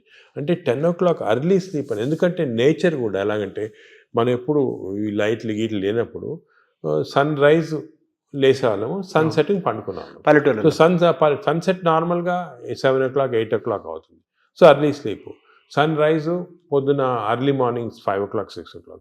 సో ఆ sun rise sunset timing maintain చేస్తే కొంతవరకు న్యాచురల్ స్లీప్ చాలా హెల్తీ స్లీప్. అంటే బ్యాక్టీరియా కూడా చాలా సంతోషపడతాయి. అండ్ ఎవల్యూషన్ ఇది మిలియన్స్ ఆఫ్ ఇయర్స్, ఎప్పుడు వచ్చింది కాదు, కొన్ని మిలియన్స్ ఆఫ్ ఇయర్స్ ఎవల్యూషన్లో ఇలా తయారయ్యాం మనం. ఇప్పుడు ఈ గత 200-300 సంవత్సరాలుగా ఈ ఎలక్ట్రిసిటీ ఇవన్నీ రావటం జరిగింది. కానీ ఓల్డెన్ డేస్లో మనం చేసేది ఆ ప్యాటర్న్ ఫాలో అవుతుంది. So early bed, early getting up, rise అంటారు కదా, అది సామెత, మంచి కరెక్ట్ సామెత. అది మనకి చాలా మంది successful people have done that. ఇప్పుడు మనకి స్లీప్ టెక్నిక్, వర్కింగ్ స్టైల్ మారింది కదా సార్, మనకు మారింది కాబట్టి మనం ఈ కొత్త స్లీప్ ఎక్సర్సైజ్, స్లీప్ టెక్నిక్ చేసి కొంచెం మార్పు చేస్తున్నాం. ఫర్ ఎగ్జాంపుల్ నారాటోళ్ళు అర్లీ స్లీప్ పాసిబిలిటీ కాకపోతే I can modify this using these techniques and get the same effect. ఇది జనరల్ పబ్లిక్ చేయలేరు కదా. అంటే మెటాబాలిజం యాక్సెప్ట్ చేస్తుందా, అంటే మనం ట్రైన్ చేసుకోవచ్చు. స్లీప్ కూడా ట్రైనింగ్ ఉంది. అంటే మన ఎక్సర్సైజ్ ట్రైనింగ్, ఈటింగ్ ట్రైనింగ్ లాగా స్లీప్లో కూడా ట్రైనింగ్ ఉంది. అంటే మన మైండ్ ట్రైనింగ్. ట్రైనింగ్ అది ఉంది, కానీ అది జనరల్ పబ్లిక్ చేయడం కష్టం. కానీ జనరల్ పబ్లిక్ దానికి మేము అడ్వైస్ చేస్తామంటే స్లీప్ అర్లీ, గెటప్ అర్లీ, ఆ టెక్నిక్ మరి. అప్పుడు దాని అదేవిధంగా ఈటింగ్ కూడా దానికే మేము ఇప్పుడు చాలా దీంట్లో కూడా చాలా అర్లీగా మీ లాస్ట్ డిన్నర్ 7 o'clock తర్వాత తినకూడదు. లాస్ట్ ఫుడ్ బి 7 o'clock, 7 గంటల తర్వాత తినొద్దండి. ఆఫ్టర్ సన్సెట్ తినకూడదు. అంతే సన్సెట్ అంటే 7 మనం టైం పెట్టుకుంటే కొంచెం సన్సెట్ లేట్ కావచ్చు. అది ఇంకోటి ఏమంటే మన ఇండియాలో టైం జోన్స్ చాలా వేరీ ఉంటాయి. ఇప్పుడు అస్సాంలో ఉన్న టైము, బాంబేలో టైం సేమ్, కానీ యాక్చువల్లీ కరెక్ట్ కాదు నేచర్ ప్రకారం. మనము 7 o'clock అని పెట్టామనుకోండి, అది ఈజీగా అర్థమవుతుంది. సో మామూలుగా మన బ్రేక్ఫాస్ట్ హెవీగా ఉండాలా, లంచ్ కొంచెం మోడరేట్గా ఉండాలా, డిన్నర్ చాలా లైట్గా ఉండాలా before 7 o'clock. Simple principles. Overall గా మన గట్ హెల్త్ అనేది మొత్తం present future everything gut health కాబట్టి ఈ గట్ హెల్త్ మెయింటైన్ చేయాలంటే ఫుడ్, యాక్టివిటీస్ అండ్ స్లీప్ ఇవి కరెక్ట్ అని నార్మల్గా చెప్తుంటారు అందరు, ఫుడ్ యాక్టివిటీస్ పైన. అది కానీ దీంట్లో చాలా సైన్స్ వచ్చింది, మనం డిస్కస్ చేసాం కదా, దీనిలో చాలా నాలెడ్జ్ వచ్చింది, చాలా ఉంది. మనం ఒకప్పుడు ఈ sleep pattern, sleep hygiene, sleep ఎలా కంట్రోల్ అవన్నీ తర్వాత ఒక డిస్కషన్ పెట్టుకుంటాము. కానీ ఈచ్ ఏరియాలో ఫుడ్లో ఇంత నాలెడ్జ్ ఉంది, ఎక్సర్సైజ్లో ఈ టైప్ ఆఫ్ ఎక్సర్సైజ్ అందరికి తెలియదు. అందరంటే నిన్న చాలా మంది పేషెంట్స్ చేస్తున్నారు ఎక్సర్సైజ్. మా పొద్దున్న పూట మేము ఫ్రెండ్స్ అందరం వాకింగ్ చేస్తాం సార్, 2-3 kilometers కబుర్లు చెప్పుకొని, సెల్ ఫోన్ మాట్లాడుకుంటాం. అంటే మాట్లాడుకోవచ్చు, కబుర్లు చెప్పుకోవచ్చు, కానీ బ్రిస్క్ వాక్ 6 km/h అనేది కాన్సెప్ట్. అదే విధంగా మజిల్ బిల్డింగ్, మీకు కోర్ మజిల్స్, అన్ని షోల్డర్ మజిల్స్, ఇవన్నీ కూడా కొంతవరకు బిల్డ్ చేయాలి. అది సబ్ టెక్స్ట్ అంటారు చూడండి, సబ్ టెక్స్ట్ అనేది ఉంది. ఓవరాల్ గా హెడ్డింగ్ అనేది సబ్ టెక్స్ట్. అది సో పీపుల్ కొంచెము వాళ్ళు అవేర్నెస్ తెచ్చుకొని దీని గురించి ఇంట్రెస్ట్ తీసుకొని దీనికి ఒక మంచి యువర్ ఓన్ బాడీ అంటాం మనం. మా రీసెంట్గా మన డాక్టర్ మంచి డాక్టర్ సరీన్ గారని ఢిల్లీలో బుక్ రాశారు, యువర్ ఓన్ బాడీ. అంటే మన బాడీకి వీఆర్ రెస్పాన్సిబుల్. అంతే కదా, వేరే మీ డాక్టర్ బాగా చేస్తారు, లేకపోతే మా హెల్త్ బాడీ మంది కదా, అవన్నీ కరెక్ట్ కాదు. మన బాడీ మనం ఓన్ చేయాలి. ఇప్పుడు మనకి ఏదైనా ప్రెషియస్ వస్తువు ఉందనుకోండి ఇంట్లోనే, మనం ఎంత జాగ్రత్త చూసుకుంటాం దాన్ని, మనం బాడీని అంత జాగ్రత్త చూసుకోవటం లేదు. అది ఇన్నర్ ఇంజనీరింగ్ అంటారు కదా, మనలోకి మనం లోపలికి చూసుకుంటూ మనం గమనించుకుంటూ మన శరీరాన్ని మనం ఓన్ చేసుకుంటూ మన హెల్త్ ని మనం డ్రైవ్ చేసి సింపుల్ ప్రిన్సిపల్స్ ఫాలో అయితే అంతే చాలా వరకు మనం బాడీ మనం లైఫ్ స్పాన్ పెంచుకోవచ్చు హెల్తీగా. అంటే ఇంకోటి, ఇప్పుడు it is not question of life span, ఆ వర్డ్ తీస్తాం మన డిక్షనరీ. హెల్త్ స్పాన్ అంటే మనం ఎన్ని రోజులు బాగా జీవించవచ్చు. నార్మల్గా ఈ యానిమల్స్ అన్ని కూడా ఒక లైఫ్ స్పాన్ ఉంటుంది కదా, ఒక్కొక్క ఏజ్ ఉంటుంది. Human beings actually 120 years normal. అవును, బట్ 120 years ఎంతమంది చాలా తక్కువ మంది. ఎందుకంటే ఇవన్నీ ఈ ప్రాబ్లమ్స్ వల్ల మనకి we don't want 120 years life span, ఏదో కర్రలు పట్టుకొని నడలాగా. హెల్త్ స్పాన్ మీకు 80 years or 90 years బాగా హెల్తీగా ఉన్నాం అనుకోండి, చాలా. అది సో హెల్త్ అంటే మన టాబ్లెట్, మెడిసిన్స్ ఇవన్నీ వేసుకొని ఎంత తక్కువ లైఫ్ స్పాన్ పెరుగుతుంది. ఇప్పుడు పెరుగుతుంది, అది కరెక్ట్ కాదు. మనం ఎంత హెల్తీగా ఉంటే అసలు ఇవన్నీ కూడా diabetes, heart disease, liver fatty, ఇవన్నీ రివర్సిబుల్. క్యాన్సర్ కొన్ని ప్రివెంటబుల్, క్యాన్సర్ రివర్సిబుల్ కాదు, ప్రివెంటబుల్. డయాబెటీస్, హెల్త్, హార్ట్, మన అన్ని వెజల్స్ బ్లాక్ అయిన తర్వాత we have seen by following certain principal you can reverse it. మీకు అవసరం లేదు, షుగర్ రివర్స్ చేయొచ్చు, హార్ట్ రివర్స్ చేయొచ్చు, లివర్ ఫ్యాట్ లివర్ కరెక్ట్. ఈ ప్రిన్సిపల్స్ ఫాలో అయ్యి అంత ఆహారము, యాక్టివిటీ, స్లీప్ అంతా complete it's the digestive system. Sir ఈ క్రమంలో మీరు బ్లూ జోన్ 5 చెప్పారు. ఇప్పుడు బ్లూ జోన్ స్టడీ చేయండి. మీరు అనేది ప్రజలు కూడా బ్లూ జోన్ బుక్స్ తీసుకొని అసలు వాళ్ళు ఎందుకు ఇన్ని రోజులు హెల్తీగా ఉంటున్నారు అని స్టడీ చేస్తే దీంట్లో చాలా నాలెడ్జ్ ఉందండి. అంటే ఇది ఇప్పుడు వచ్చింది కాదు, ఈ బ్లూ జోన్ అనేది 10,000 years జరుగుతూ ఉంది. మన భారతదేశాన్ని బ్లూ జోన్ గా మార్చలేదు. మనకి భారతదేశం బ్లూ జోన్. నాదేంటి, నేను చాలా మందికి ఈ పాలిటిక్స్ చెప్తుంటా, why can't we convert at least some part of India into blue zones? చేయొచ్చు. మన తెలుగు ప్రాంతాలను చేయొచ్చు. తెలుగు ప్రాంతాలు బ్లూ జోన్ చేయాలి. అంటే ఈ బ్లూ జోన్ అంటే ఒకరిద్దరు పాటించింది కాదు, ఆ పాపులేషన్ అంతా పాటించాలి. ఇప్పుడు ఒక పాపులేషన్ అనుకోండి, మనకి మంచి ప్రోగ్రెసివ్ పాలిటీషియన్స్, సీఎంస్ ఉన్నారనుకోండి, ఒక మంచి కాన్సెప్ట్ తీసుకొచ్చి ఐడియా, నేను అనుకునేది అందరికి ఉంది. అది మన దేశం అంటే ఆంధ్రప్రదేశ్, తెలంగాణ ఏదైనా కూడా బ్లూ జోన్స్ లాగా మార్చేసేవచ్చు, కానీ అందరు ఫాలో కావాలి. అంటే బ్లూ జోన్ గా మారడం అంటే ఏం చేయాలి సార్? అంటే ఈ వాళ్ళు బ్లూ జోన్స్ లో ఏం చేస్తారో స్టడీ చేసి మనం ఇంప్లిమెంట్ చేస్తే అయిపోతుంది. అంటే మీరు చెప్పిన ఆ మూడేనా? అంతే. Healthy food pattern, exercise pattern, life style, sleep pattern. వాతావరణ కాలుష్యం కూడా ఉంది, పొల్యూషన్. ఆ వాతావరణ లక్లీ మనకు అంత లేదు. ఇప్పుడు ఢిల్లీ అనుకోండి, అదే నార్త్ ఇండియా అనుకోండి, ఆ పొల్యూషన్ అనేది మనకు హ్యాండిల్ లేదు, ఏం చేయలేము. కానీ లక్లీ మనం ఇప్పుడు తీసుకున్నాం అనుకోండి, ఇప్పుడు అదేముంది, గ్రీనరీ ఇంక్రీజ్ చేసుకోవటము, అది అటువంటివన్నీ కూడా చేసుకొని ఈ మన waste plastics, for example other problems plastics. ఈ ప్లాస్టిక్స్ వల్ల కూడా మేము చాలా రీసెర్చ్ చేస్తున్నాం. చాలా micro plastics producing tissue damage అనేది చాలా ఉంది. మన plastic bottle, especially plastic bottle ఎండలో పెడతాము, అది తాగామనుకోండి, దాంట్లో చాలా మైక్రో ప్లాస్టిక్స్ మన బాడీలో ఎంటర్ అయ్యి చాలా ప్రాబ్లమ్, డేంజరస్ అది. ఇటువంటివి మనం అదే కాకుండా ఇంతకుముందు కాపర్ వెజల్స్, అది కూడా మంచిది కాదు. What is the good vessels to cook, what is the vessels to, అవన్నీ కూడా కొన్ని న్యాచురల్ ప్రిన్సిపల్స్ ఫాలో అయితే. సరే, మీరు పద్మవిభూషణ్ తీసుకోవడానికి వెళ్ళినప్పుడు ఎలాగ ప్రెసిడెంట్ ఉంటారు, ప్రధానమంత్రి, కొంచెం ఒక సెకండ్ హ్యాండ్ ఇంటరాక్ట్ అయ్యే అవకాశం ఉన్న టైంలో మన భారతదేశాన్ని బ్లూ జోన్గా మార్చాలని అనుకుంటున్నాను, ఆయన ఇంటరాక్ట్ అయ్యే అవకాశం ఉంది అంటే మనకి టైం అని దొరకలేదు. ఒక సెకండ్ వర్డ్ ఇవన్నీ కూడా డిస్కషన్స్ చాలా 1 hour 2 hours కూర్చొని డిస్కస్ చేసి, నేను పాలిటీషియన్స్ కూడా మన అందరూ ఇంట్రెస్టెడ్ ఉన్నారు, కానీ టైం దొరకాల కాన్సెప్ట్. ఇంకోటి, దిస్ షుడ్ బి డన్, ప్రజలు కూడా డ్రైవ్ చేయాలి, ప్రజలకి అవేర్నెస్ రావాలి, అవేర్నెస్ వచ్చి మనం ఇటువంటి పాలిటీషియన్ ఎలక్ట్ చేసుకోవాలా. ఈ ఇంట్రెస్ట్ ఉన్న వాళ్ళకి, పాలిటీషియన్స్ ఇంట్రెస్టెడ్ ఇన్ హెల్త్, అదేవిధంగా న్యాచురల్ హెల్త్, ఆర్గానిక్ ఫుడ్, అటువంటి వాళ్ళని ఎక్కువ మనం సపోర్ట్ చేసాం అనుకోండి, ప్రజలు కూడా. అంటే ప్రజలు, ప్రభుత్వాలు, డాక్టర్స్ అందరూ కలిసి ప్రయాణం చేయాలి. ఇట్స్ ఏ కంబైన్డ్ PPP అంటారు, మోడ్ అంటారు చూడండి, అవును, పబ్లిక్ ప్రైవేట్, ఆ మోడ్లో రావాలి అందరు వచ్చి. ఎందుకంటే అల్టిమేట్లీ మనకి లైఫ్లో ఇంపార్టెన్స్ హెల్త్, అంతే కదా. అదేవిధంగా మనకి హ్యాపీనెస్ అవన్నీ ఉండాలంటే health is the most important. Ultimately health is the bottom line. అంతే, ఎంత రిచ్ ఉండి, ఎంత ఇండస్ట్రియలైజ్ అయ్యి, ఎంత సిటీ, ఎంత పెద్ద పెద్ద సిటీస్ డెవలప్ అయినా కూడా హెల్త్ లేకపోతే. అంతే కదా. చాలా మంది కోటీశ్వరులను చూస్తున్నాము, పెద్ద పెద్ద పదవుల్లో ఉంటారు, వాళ్ళు తినలేరు, తాగలేరు, నిద్రపోలేరు, ఎంజాయ్ చేయలేరు. I'm seeing so many rich patients, అవును, చాలా పెద్ద పొజిషన్ లో ఉన్నారు, చాలా వాళ్ళ ఫీల్డ్స్ లో చాలా ఫేమస్. సింపుల్ హెల్త్ ఫాలో కాకుండా they have damage that body. వాళ్ళు ఇప్పుడు ఫీల్ అవుతుంటారు, ఈ నాలెడ్జ్ మనకు ఉండింటే 10 సంవత్సరాల క్రితం ఇలా ఉండేది కాదు. కానీ ఇప్పుడు నాలెడ్జ్ ఇస్ దేర్ కాబట్టి, మీరు ప్రెస్ కానీ, ఎలక్ట్రానిక్ మీడియా కానీ, డిజిటల్ మీడియా కానీ, పొలిటికల్గా కానీ, అందరం కలిసి, మా డాక్టర్స్ అందరం కలిసి, this knowledge we have to give to general public. This knowledge is gold. This time వాళ్ళు కూడా, నేను అనేది అంటే, మనం ఈ ఒక్క సెషన్లో గంట సేపులో అన్ని చెప్పలేము. వాళ్ళు కూడా they should go in to the depth and read books about it, read papers about it, social మీడియాకి కరెక్ట్. అంటే మీరు చెప్పినట్టు ఏదేదో అన్నీ వస్తుంటాయి సోషల్ మీడియా, అలా ఫాలో కాకుండా కరెక్ట్గా people have done research, scientist ఉన్నారు దీంట్లో, డాక్టర్స్ ఉన్నారు రెప్యూటెడ్, ఇటువంటి వాళ్ళ దగ్గర నుంచి ఇన్ఫర్మేషన్ తీసుకొని జనరల్ పబ్లిక్ కానీ, జనరల్గా ఇది మనము ప్యాటర్న్స్ అడాప్ట్ చేస్తే డెఫినెట్గా overall health of the country. Sir, ఇందాక మీరు మాట్లాడుతూ స్టూల్ గురించి మాట్లాడారు సార్. భవిష్యత్ అంతా స్టూల్ టెస్టులు జరుగుతాయని, బ్లడ్ బ్యాంకు లాగా స్టూల్ బ్యాంకులు వస్తాయని. మంచి హెల్తీ పీపుల్ని స్టూల్ తీసుకుంటే that stool is different from unhealthy person. ఇప్పుడు ఇంతకుముందు నోబెల్ ప్రైజ్ విన్నర్స్కి బ్రెయిన్ స్టడీ చేస్తారు, ఎందుకు వచ్చిందో. ఇప్పుడు స్టూల్ స్టడీ చేస్తారు, తన స్టూల్లో ఏముంది, ఇంత ఇంటెలిజెంట్ అయ్యారని. సో మనం ఇవన్నీ బ్యాంకింగ్ చేయొచ్చు స్టూల్స్ చేసి. నేను చెప్పా కదా, ఒక స్టూల్ పౌడర్ లాగా చేసి డెసికేటెడ్ స్టూల్ ని మనం క్యాప్సూల్స్ లాగా ఇవ్వచ్చు. The future treatment is going to be that. Stool banks, stool desiccated stool capsules, ఇవి దీంతో ట్రీట్మెంట్ స్టార్ట్ చేస్తాం. స్టూల్ అనేది రేపు చాలా అత్యంత విలువైన, ఖరీదైన వస్తువు అవుతున్నట్టు కదా. గోల్డ్ అంటారు, న్యూ గోల్డ్. ఇంతకుముందు ఆయిల్ అంటే గోల్డ్ అనేవాడు, ఇప్పుడు స్టూల్ ఈజ్ బికమింగ్ గోల్డ్ అన్నమాట. అంటే మైక్రోబయామ్స్ అంటారు. ఈ మైక్రోబయామ్ నాలెడ్జ్ ఇప్పుడు ఈవెన్ యానిమల్స్, ఇప్పుడు కొన్ని ఫారెస్ట్లో కలెక్ట్ చేస్తున్నారు, ఆఫ్రికన్ ఫారెస్ట్ అంతా, ఎలిఫెంట్ స్టూల్ ఎలా ఎందుకు డిఫరెంట్ ఉంది వీళ్ళది.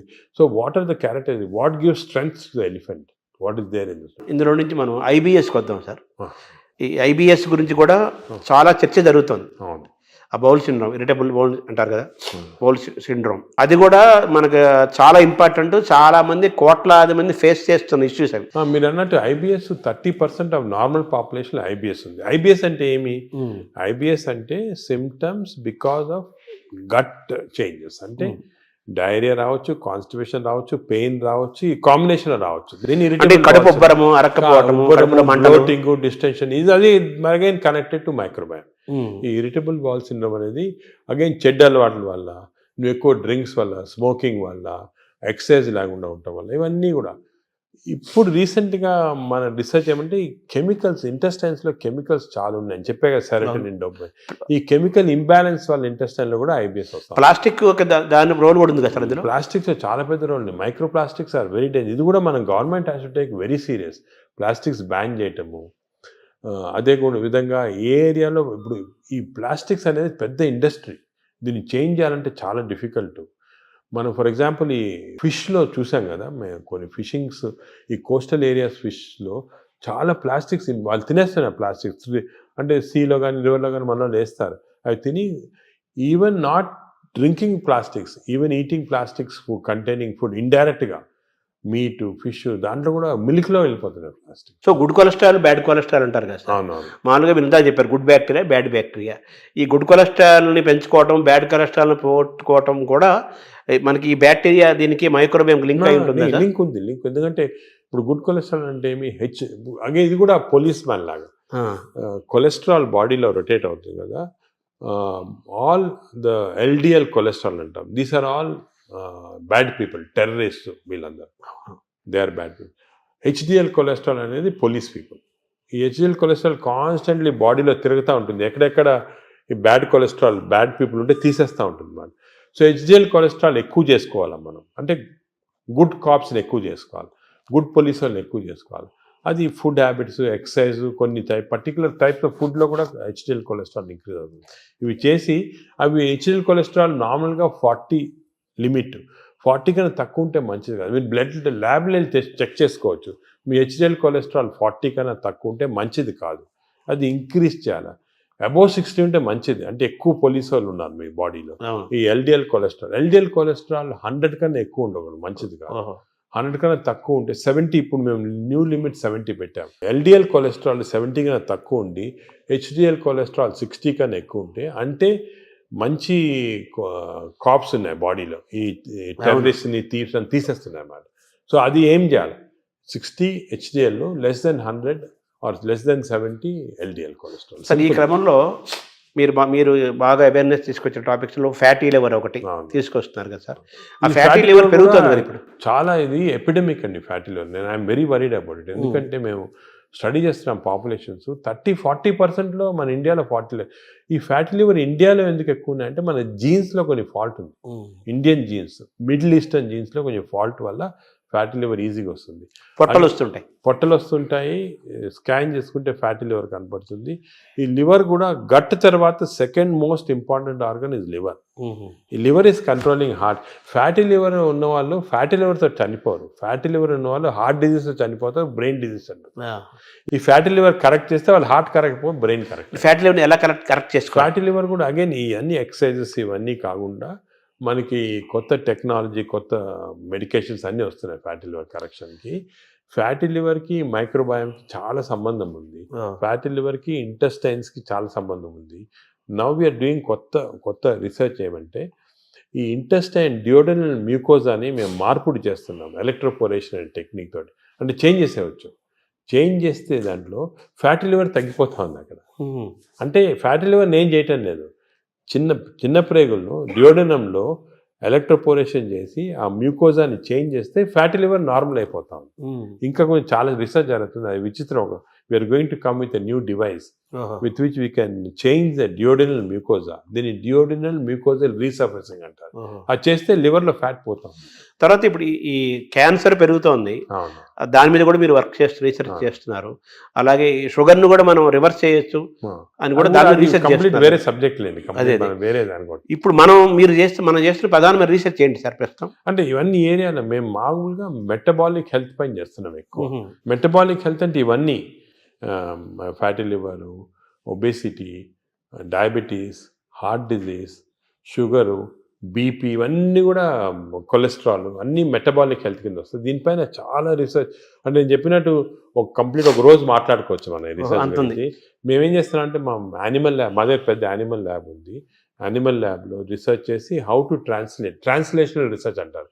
We have India's largest translational research centre. ఇంకోటి ఏం చేసామంటే మేము నాట్ ఓన్లీ ఇక్కడ డాక్టర్స్ కాకుండా ఐఐటీలో ఉన్న ఇంజనీర్స్ని, అలాగే IIITలో ఉన్న ఆర్టిఫిషియల్ ఇంటెలిజెన్స్ ఇంజనీర్స్ని, అదేవిధంగా హైదరాబాద్ యూనివర్సిటీలో ఉన్న మైక్రోబయాలజిస్టులు అందరూ కూడా తీసుకొచ్చి కన్సోర్షియం లాగా చేసి we are doing extensive research in this area. Because మేము చేసే రీసెర్చ్ ఇప్పుడు రేపు మీకు రాకపోయినా ఒక 4-5 yearsలో చాలా చేంజెస్ వస్తాయి. 4-5 years అంత తొందరగా వచ్చేస్తా.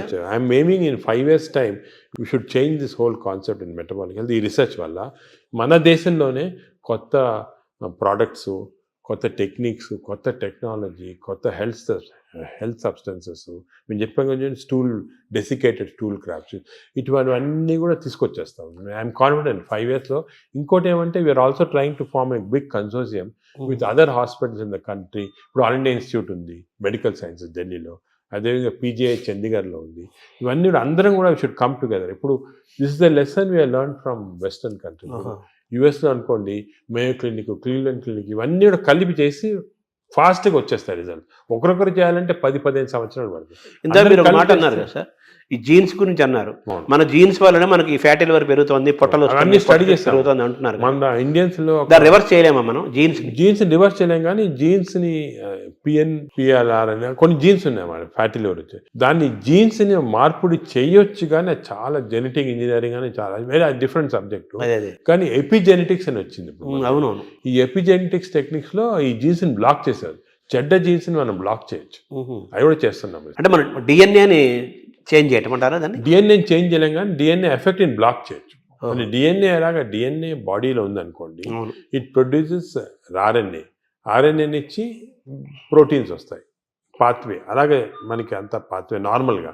సో మనం చెడ్డు డిఎన్ఏ ఉన్నా కూడా అది చెడ్డ ఆర్ఎన్ఏ కాకుండా బ్లాక్ చేయొచ్చు. సార్, ఈ క్రమంలో ఈ బ్యాక్టీరియా మేనేజ్మెంట్ లో మనకు యోగా, సూర్య నమస్కారాలు, ధ్యానము, స్పిరిచువల్ థింకింగ్, కళలు ఇవన్నీ ఉన్నాయి కదా. అంటే స్పిరిచువల్ థింకింగ్ అంటే మెడిటేషన్ టైప్, బ్రెయిన్ అంటే management of brain management, various meditation అటువంటి చేయొచ్చు. అదేవిధంగా యోగా కూడా కొంతవరకు ఇట్ ఈస్ బెనిఫిషియల్ అని చాలా రీసెర్చ్ జరిగింది ఇట్లా. ఇవన్నీ ఎలాగంటే వీఆర్ మాడ్యులేటింగ్ అవర్ బ్రెయిన్లో ఉన్న కెమికల్స్ మాడ్యులేట్ చేస్తున్నాం. దాంతోపాటు గట్ బ్యాక్టీరియా ఇవన్నీ ఇప్పుడు యోగాలో చూసాము, అది కూడా రీసెర్చ్ చేస్తున్నాము. యోగా కన్సిస్టెంట్గా చేస్తే బ్యాక్టీరియా చేంజ్ అయిపోతున్నాయి. అవునా? So all these things are interconnected. So మీరు చెప్పినట్టు చాలా పెద్ద కన్సోర్షియం ఫామ్ చేసి we are doing lot of research. అంటే షుగర్ అనేది మనకి, ఈ డయాబెటీస్ అనేది మోస్ట్ ఛాలెంజింగ్ గా ఉంది. అది కూడా మనం విల్ గెట్ ఆన్సర్స్. ఇవన్నీ కూడా part of the research will get good answers. So reverse చేసే అవకాశం మనకు ఉంది.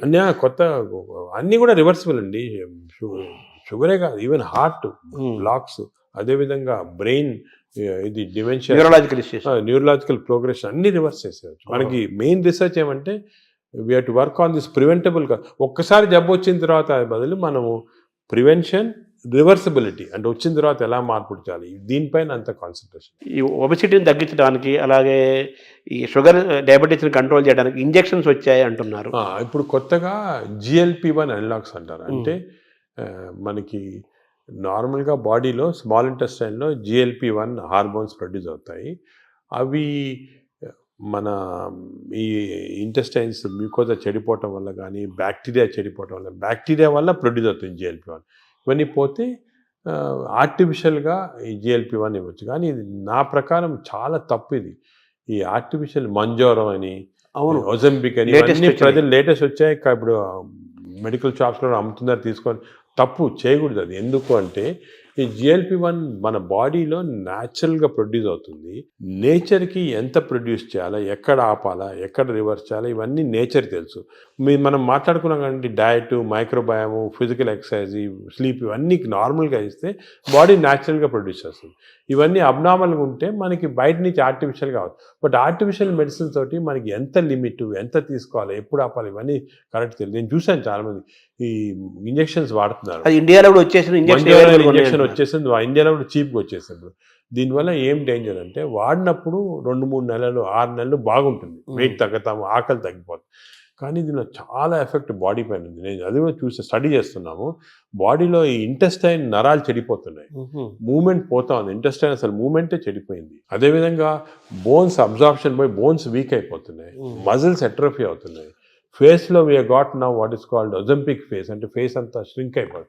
చూసుంటారు కొంతమంది సెలబ్రిటీలో ఫేస్ చేంజ్ అయిపోతుంది దీనివల్ల. సో ఇవన్నీ కూడా these effects are some time not reversible also. మన మెటాబాలిజం వ్యతిరేకంగా ఉన్నట్టే కదా.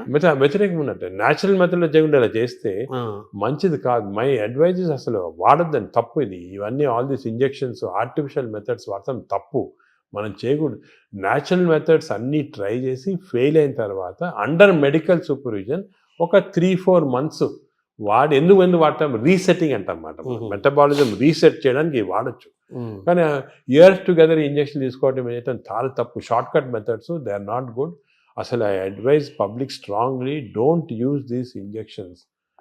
తప్పు చాలా. తర్వాత ఇప్పుడు బ్యారియాటిక్ సర్జరీస్ ద్వారా కూడా మన లోపల ఫుడ్ ఇంటేక్ తగ్గిపోతుంది, షుగర్ లెవెల్స్ తగ్గిపోతాయి అంటున్నారు. బ్యారియాటిక్ సర్జరీ కూడా ఐఎమ్ అగేన్స్ట్, కానీ కొంతవరకు చాలా ఒబేసిటీ వచ్చి మనం న్యాచురల్ మెథడ్లో కంట్రోల్ చేయకపోతే కొంతవరకు హెల్ప్ చేయడానికి బ్యారియాట్రిక్ కానీ ఇంజెక్షన్స్ కానీ హెల్ప్ చేయడానికి అంతే. దాని మన న్యాచురల్ మెకానిజం వచ్చేసారు. ఒక్కసారి ఈ హెల్ప్ వచ్చిన తర్వాత న్యాచురల్ మెథడ్స్తో మెయింటైన్ చేయాలి. మన న్యాచురల్ మెథడ్స్ లేకపోతే బ్యారియాట్రిక్ సర్జరీ కాదు, ఇంజెక్షన్ ఏం చేసినా కూడా వేస్ట్. అంటే మనం సహజంగా పెరగటం కానీ తగ్గటం కానీ ఈ డిజార్డర్స్ మెయింటైన్ చేసుకోవటం మనం సహజంగా జరగాలంటారు. Own your own body. Body అంటే మన బాడీని మనం ఓన్ చేయాలి, మన కంట్రోల్ చేసుకోవాలి. కానీ ఈ వేరే ఇంజెక్షన్స్ కంట్రోల్ డాక్టర్ చేస్తారు, నేను బ్యారియాట్రిక్ చేస్తారు అనేది తప్పు. అసలు మీ మేజర్ గోల్ ఏంటి సార్? అంటే మనకి మీరు పద్మవిభూషణ్ వచ్చింది మన ఇండియా వరకు, అది కాకుండా American association of society of gastroenterologist award కూడా హైయెస్ట్ అవార్డు ఈ గ్యాస్ట్రోఎంటరాలజీకి సంబంధించి. అలాగే సాంఘైలో జరిగిన దాంట్లో వరల్డ్ టాప్ దాంట్లో అవార్డు వచ్చింది. అది మీ ప్రొఫెషన్కి, మీ సబ్జెక్ట్కి అది డిఫరెంట్గా హైయెస్ట్ అవార్డ్స్ అవి. నెక్స్ట్ నోబుల్, మన భారతదేశానికి నోబుల్ రాదా? అంటే ఇలా చేయటం వల్ల నోబుల్ అవుతాం, పని చేయడం వల్ల గుర్తింపు కోసం పనిచేయటం కాదు.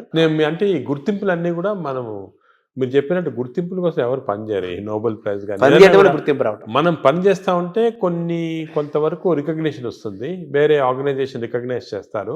ఈ రికగ్నిషన్స్ కూడా నా ప్రకారం అది ఇంపార్టెంట్ కాదు. సరే ఇయర్ పద్మవిభూషణ్ వచ్చింది, మేము సంతోషపడతాము, ఓ రెండు సంవత్సరాలు మర్చిపోతాం. ఇంకేమైనా అడిగారనుకోండి వచ్చిందా, ఆయనకు వచ్చిందా అలాగంటారు. అంటే ఈ అవార్డ్స్ అన్ని కూడా ట్రాన్సియెంట్, జన గుండెల్లో ఉండాలి. మనకు కాదు అసలు, మనం దీని గురించి కూడా ఇంపార్టెన్స్ ఇవ్వకూడదు. ఇవన్నీ టెంపరీగా ట్రాన్సియెంట్గా ఏదో recognition. But our goal should be మనం సొసైటీకి ఏం చేయొచ్చు, ఎలాగ మార్పుడి చేయొచ్చు. ఇండివిజువల్గా డాక్టర్స్ అందరూ కూడా మీరు అందరూ బాగా పనిచేసి దే హెల్ప్, చాలా మందికి పేషెంట్స్ హెల్ప్ చేస్తారు, లైఫ్ సేవింగ్ చేస్తారు, అన్నీ చేస్తారు. ఆ సాటిస్ఫాక్షన్ అనేది వస్తుంది అన్నమాట. అంటే ఈ ఏఏజీ యొక్క మేజర్ గోల్ ఏంటంటే, మాకు ఇప్పుడు పబ్లిక్ అంటే ప్రజల్లో హెల్త్ గురించి ఒక మార్పుడి రావచ్చు. It has to be done in ethical way, proper way. ఈ మోడర్న్ మెడిసిన్ ఒక విధంగా, అదే కాకుండా అంటే మోడర్న్ మెడిసిన్ అంటే ఏంటి సార్? అంటే ఇప్పుడు మోడర్న్ టెక్నాలజీ వచ్చాయి కదా, ఈ టెక్నాలజీతో మేము రోబోటిక్ సర్జరీ చేస్తున్నాం, ఈ సర్జరీ, ఇది ఒక ఆస్పెక్ట్. ఇదే కాకుండా general public health awareness తీసుకురావటము, natural మెథడ్లో హౌ పీపుల్ కెన్ బెనిఫిట్ అనేది, ఇవన్నీ కూడా ఒక ఎథికల్ వేలో చేయటము, ఇవి చాలా ముఖ్యమైన మా ఎయిమ్స్ మాట. అంటే వైద్యం అనేది అత్యంత ఖరీదైన అంశంగా మారిపోయింది కదా ఇప్పుడు. అది ఖరీదైన అంటే కొంతవరకు బికాస్ టెక్నాలజీ వల్ల దానివల్ల అవన్నీ ఉంటాయి, అది తీసేయండి. అది కూడా మేము మన ఓన్ టెక్నాలజీ తయారు చేయటం, దానికి ఇంజనీరింగ్ ఐఐటీస్ తోటి మేము చాలా చేస్తున్నాం. సో టెక్నాలజీ కాస్ట్ ఇప్పుడు ఇండియాలో ప్రస్తుతము $6 billion worth of medical equipment import చేస్తున్నాం. దాంట్లో 1.5 billion ఫ్రమ్ అమెరికా ఇట్సెల్ఫ్. ఈ ఇంపోర్ట్స్ ఎలా తగ్గించవచ్చు, ఎలాగ దీన్ని జీరోకి తీసుకురావాలా, ఇటువంటి అన్నీ ఒకే. సో మన టెక్నాలజీ చీప్లో వస్తే అదే సేమ్ థింగ్ విల్ ట్రాన్స్ఫర్. అంటే మనం ఇందాక ప్రారంభంలో మాట్లాడుకున్నట్టుగా మన ఫుడ్ హ్యాబిట్స్ మారడం వల్ల ఆ యూరోపియన్ బ్యాక్టీరియా నుంచి మన బ్యాక్టీరియా మనం తెచ్చుకోవాలి. న్యాచురల్ మెథడ్లు ఎలా చేయొచ్చు, పబ్లిక్ నేచర్ అంటే న్యాచురల్గా బాగా హెల్తీగా ఎలా ఉండొచ్చు. సో వెస్టర్న్ డిజీజెస్, వెస్టర్న్ ఇవి ఎలా ఇవన్నీ కూడా కాంప్రహెన్సివ్ హెల్త్ ఫర్ పీపుల్ అనేది మా ఎయిమ్. అంటే ఒక సింపుల్ సెంటెన్స్ చెప్పండి, హెల్త్ ఫర్ పీపుల్. ఇప్పుడు గ్యాస్ట్రోఎంటరాలజీ అనే సబ్జెక్ట్లో హాంకాంగ్ నెంబర్ 1గా ఉందా? గ్యాస్ట్రోఎంటరాలజీలో Hong Kong Prince of Wales hospital number 1 institute. దాని గురించి వాళ్ళు చాలా రీసెర్చ్ చేసి డెడికేటెడ్గా లాస్ట్ 50 yearsగా వర్క్ చేస్తున్నారు. అదే. సో వాళ్ళతో మేము అసోసియేషన్ చేసి, ఫర్ ఎగ్జాంపుల్ అక్టోబర్లో Hong Kong Prince of Wales hospital, AIG hospital, India combined symposium చేసి అందరు డాక్టర్స్ని పిలిచాం ఇండియాలో. సో వాళ్ళు కూడా దే కెన్ లెర్న్ అక్కడ ఏం చేస్తున్నారు, మనం ఏం చేయొచ్చు, మనం అంటే ఇవన్నీ కూడా. ఇంకోటి ఏమంటే మెడిసిన్ ఇంపార్టెంట్, కాన్స్టెంట్గా వేరే వాళ్ళ చేత నేర్చుకోవాలి. మనమే గ్రేట్, మనమే పెద్ద ఎక్స్చేంజ్. వేరే వాళ్ళు ఏం చేస్తున్నారు, మనకన్నా ఏమైనా బెటర్ చేస్తున్నారు, అది మనం చేయొచ్చా, ఏది చేస్తే మన ప్రజలకి బెనిఫిట్ వస్తుంది, అది ఎప్పుడు కాన్స్టెంట్ చూస్తూ ఉండాలి. చాలా అంటే ఈ గ్యాస్ట్రోఎంట్రాలజీలో ఫస్ట్, సెకండ్, థర్డ్గా తీసుకుంటే మన ఏజీ థర్డ్ ప్లేస్లో ఉందంటున్నారు కదా, సెకండ్ ప్లేస్ ఇంకేం హాంకాంగ్ తర్వాత మేయో క్లినిక్ ఉంది యునైటెడ్ స్టేట్స్లో. వాళ్ళు కూడా చాలా రీసెర్చ్ చేస్తున్నారు. వాళ్ళు వేరే టైప్ ఆఫ్, అది హై టెక్నాలజీ రీసెర్చ్ అంతా. హాంకాంగ్ వాళ్ళు ఇన్ బిట్వీన్. మనకేమంటే అవసరము ఈ ఫస్ట్, సెకండ్, థర్డ్ అది చూసుకోకుండా మన ప్రజలకి, అంటే మన ఇన్స్పిరేషన్, మన ప్రజలకి తక్కువ కాస్ట్లో ఏం చేయొచ్చు. ఇప్పుడు హాంకాంగ్లో ఏం చేస్తారు, మేయో క్లినిక్లో ఏం చేస్తున్నారు, అదేవిధంగా ఇటలీలో జెమిలీ హాస్పిటల్ ఉంది, వాళ్ళు కూడా 4th ప్లేస్లో ఉన్నారు, వాళ్ళే చేస్తారు. ఇవన్నీ కూడా మన దగ్గర అడాప్ట్ చేసి తక్కువ ఖర్చులో మన ప్రజలకి ఎలాగ బెనిఫిట్ చేయొచ్చు, how can we work for that అనేది మా డాక్టర్స్ అందరూ కూడా ఆ కల్చర్ ఒకటి వచ్చింది అన్నమాట. సో నెలకు ₹1,00,00,000 జీతాన్ని కూడా ఇవ్వడానికి 10 ఏళ్ల క్రితం మీకు అవకాశం వచ్చినా కానీ అవన్నీ వదులుకొని ఇక్కడే ఉంటున్నందుకు, ఏజెంట్ డెవలప్ చేస్తున్నందుకు మీరు తృప్తిగా ఉన్నారా? నాకైతే చాలా సాటిస్ఫాక్షన్. ఎందుకంటే నాకు యూఎస్ఐలో ఆఫర్స్ వచ్చినప్పుడు అక్కడ ఒక జూయిష్ డాక్టర్ ఉండేవాడు. ఆయన చెప్పాడు, మీకు హార్వర్డ్లో బెస్ట్ హాస్పిటల్లో నీకు ఇంత పెద్ద ఉద్యోగం వస్తే ఎందుకు వద్దనుకోని ఇక్కడ వచ్చి. నేను అన్నాను, సార్ వచ్చి నెలకు ₹1,00,00,000 ఇస్తారు అది అన్నాను. నేను వచ్చి లేదు అని వచ్చిన తర్వాత ఇప్పుడు ఆయన వాళ్ళ స్టూడెంట్స్ మన దగ్గర ట్రైనింగ్ పంపిస్తున్నారు. హార్వర్డ్ ప్రొఫెసర్ ఈ sending his students for training to AIG. ఆయన లెటర్ రాశాడు, నువ్వు చేసిన డిసిషన్ కరెక్ట్ డిసిషను, ఇన్ని 30 సంవత్సరాల క్రితము వద్దనుకొని వచ్చేయటం ఇక్కడ మంచిదైంది. ఎందుకంటే అల్టిమేట్గా ఇప్పుడు ఎవ్రీబడి హ్యాస్ ఎ లైఫ్, కానీ మనం ఎంత కాంట్రిబ్యూట్ చేస్తాం, మన వల్ల ఎంతమంది బెనిఫిట్ అయ్యారు, అది చాలా ఇంపార్టెంట్. మన ప్రజలు ఎంత బెనిఫిట్ అయ్యారు, మన దేశానికి మనం ఏం చేయగలం, మన నేలకి, మన భూమికి మనం ఏం చేయగలుగుతున్నాము, అది ముఖ్యం. అంటే వేరే వాళ్ళు బయటకు వెళ్ళి చేసిన వాళ్ళు I'm not finding fault, but మనకి ఇక్కడ ఆపర్చునిటీ. ఇప్పుడు మాకేమంటే ఆపర్చునిటీస్ వచ్చాయి, అందరికి రాకపోవచ్చు. లక్ అనేది ఆపర్చునిటీ వాళ్ళకి ఇది కూడా ఉంటుంది కదా. అంటే సొసైటీ వాళ్ళు హెల్ప్ చేసిన, మీరు చెప్పినట్టు రాత, డెస్టినీ, అదే గవర్నమెంట్ కూడా హెల్ప్ చేయటము, అన్ని గవర్నమెంట్ కూడా బాగా హెల్ప్ చేస్తారు. సో మిమ్మల్ని మీరు రివ్యూ చేసుకుంటే ఒకసారిగా మీ కెరీర్ని మేజర్ ఇన్స్పిరేషన్స్ కానీ లేదా టర్నింగ్ పాయింట్స్గా తీసుకుంటే, మీరు పెథాలజిస్ట్గా ఉండాల్సింది ఇట్లోకి నాన్నగారి అడ్వైస్ తోటి గ్యాస్ట్రో రావటం ఒక సెపరేట్ ఒకదాన్ని చెప్పచ్చు. నాకు చాలామంది చిన్నప్పటి నుంచి మా టీచర్స్ కానీ, పేరెంట్స్ కానీ, లీడర్స్ కానీ, సొసైటీలో చాలామంది ఇన్స్పిరేషన్ కానీ హెల్ప్ చేశారు. మామూలు నేనేమంటే ప్రతి వాళ్ళు కూడా I see something what is the positive and try and adapt చూసుకుంటామాట. అలా చూసుకుంటే లాట్ ఆఫ్, అంటే అందరూ నాన్నగారేనా మీ పెథాలజీ గ్యాస్ట్రోఎంట్రాలజీ రావడానికి మేజర్గా? మా ఫాదర్ చాలా స్ట్రిక్ట్ మనిషి. ఆయన లైఫ్ లాంగ్ కూడా సర్వీస్ చేసి థౌజండ్స్ ఆఫ్ స్టూడెంట్స్ని ట్రైన్ చేసి సొంతంగా ఏం చేసుకోలేదు. అంటే ఆయన పాపం డబ్బు ఏం చేసుకోలేదు. చాలా ఆయన మామూలుగా ఇంట్లో ఉంటే కూడా చిన్న బల్బు ఆన్ చేసి, ఎలక్ట్రిసిటీ ఎక్కువ అవుతుందని చెప్పి బల్బులు కూడా ఆన్ చేశాడు కాదు, చిన్న బల్బ్ కింద కూర్చుంటారు చేసి చాలా పబ్లిష్ చేసి ఒక కల్చర్ అనేది మా దాంట్లో ఇంబైబ్ చేశాడు. నువ్వు ఇలా ఉండాలా, ఇది ఇంపార్టెంట్, సొసైటీకి ఏమైనా చేయాలి, కానీ నువ్వేమైనా చేసుకుంటే ఏం లాభం వేస్తే అని చెప్పి ముందు నుంచి నన్ను ఎంకరేజ్ చేశారు. ప్రాక్టీస్ వద్దు, you setup institution, do research, do service అని. మెయిన్గా ఆయన ఉన్న ఎయిమ్స్ అనేది మాకు బాగా ఇన్కల్టేట్ అయిపోయి దాని గురించి ఆ పాత్వే ఫాలో అవుతున్నాం. ఆయన కూడా మన దేశం, మన నేల అనే ఫీలింగ్ ఆయన కూడా చాలా ఎక్కువ. ఆయన కూడా వాషింగ్టన్ ఆర్మ్స్ఫోర్డ్ ఇన్స్టిట్యూట్ అని చాలా పెద్ద అమెరికన్ ఇన్స్టిట్యూట్లో వర్క్ చేసి వచ్చారు. ఇక్కడికి వచ్చి మన ఫస్ట్ విశాఖపట్నంలో ప్రొఫెసర్గా వచ్చాడు పెథాలజీ, దాని తర్వాత కర్నూలు, గుంటూరు, దాని తర్వాత హైదరాబాద్లో డైరెక్టర్ మెడికల్ సైన్స్, అదేవిధంగా నిజామ్స్ ఇన్స్టిట్యూట్ ఫస్ట్ డైరెక్టర్ ఆయన. అవన్నీ మన కాకల సుబ్బారావు గారి కంటే ముందు కాకల సుబ్బారావు ముందు ఫస్ట్ నాన్న డైరెక్టర్, దాని తర్వాత సెకండ్ కాకల సుబ్బారావు. సో అలాగా ఫుల్ సర్వీస్. ఆయన చూస్తే ఒక ఇన్స్పిరేషన్. అరే అసలు ఆయనకి ఏం వేరే ఇది లేదు, ఈ కూడా మేడ్ లాట్ ఆఫ్ మనీ, కూడా గాన్ అండ్ డిఫరెంట్ రూట్, అవన్నీ ఏం లేకుండా ఇంత. అంటే మిమ్మల్ని మీరు ఇప్పుడు ఎలా మేనేజ్ చేసుకుంటున్నారు సార్?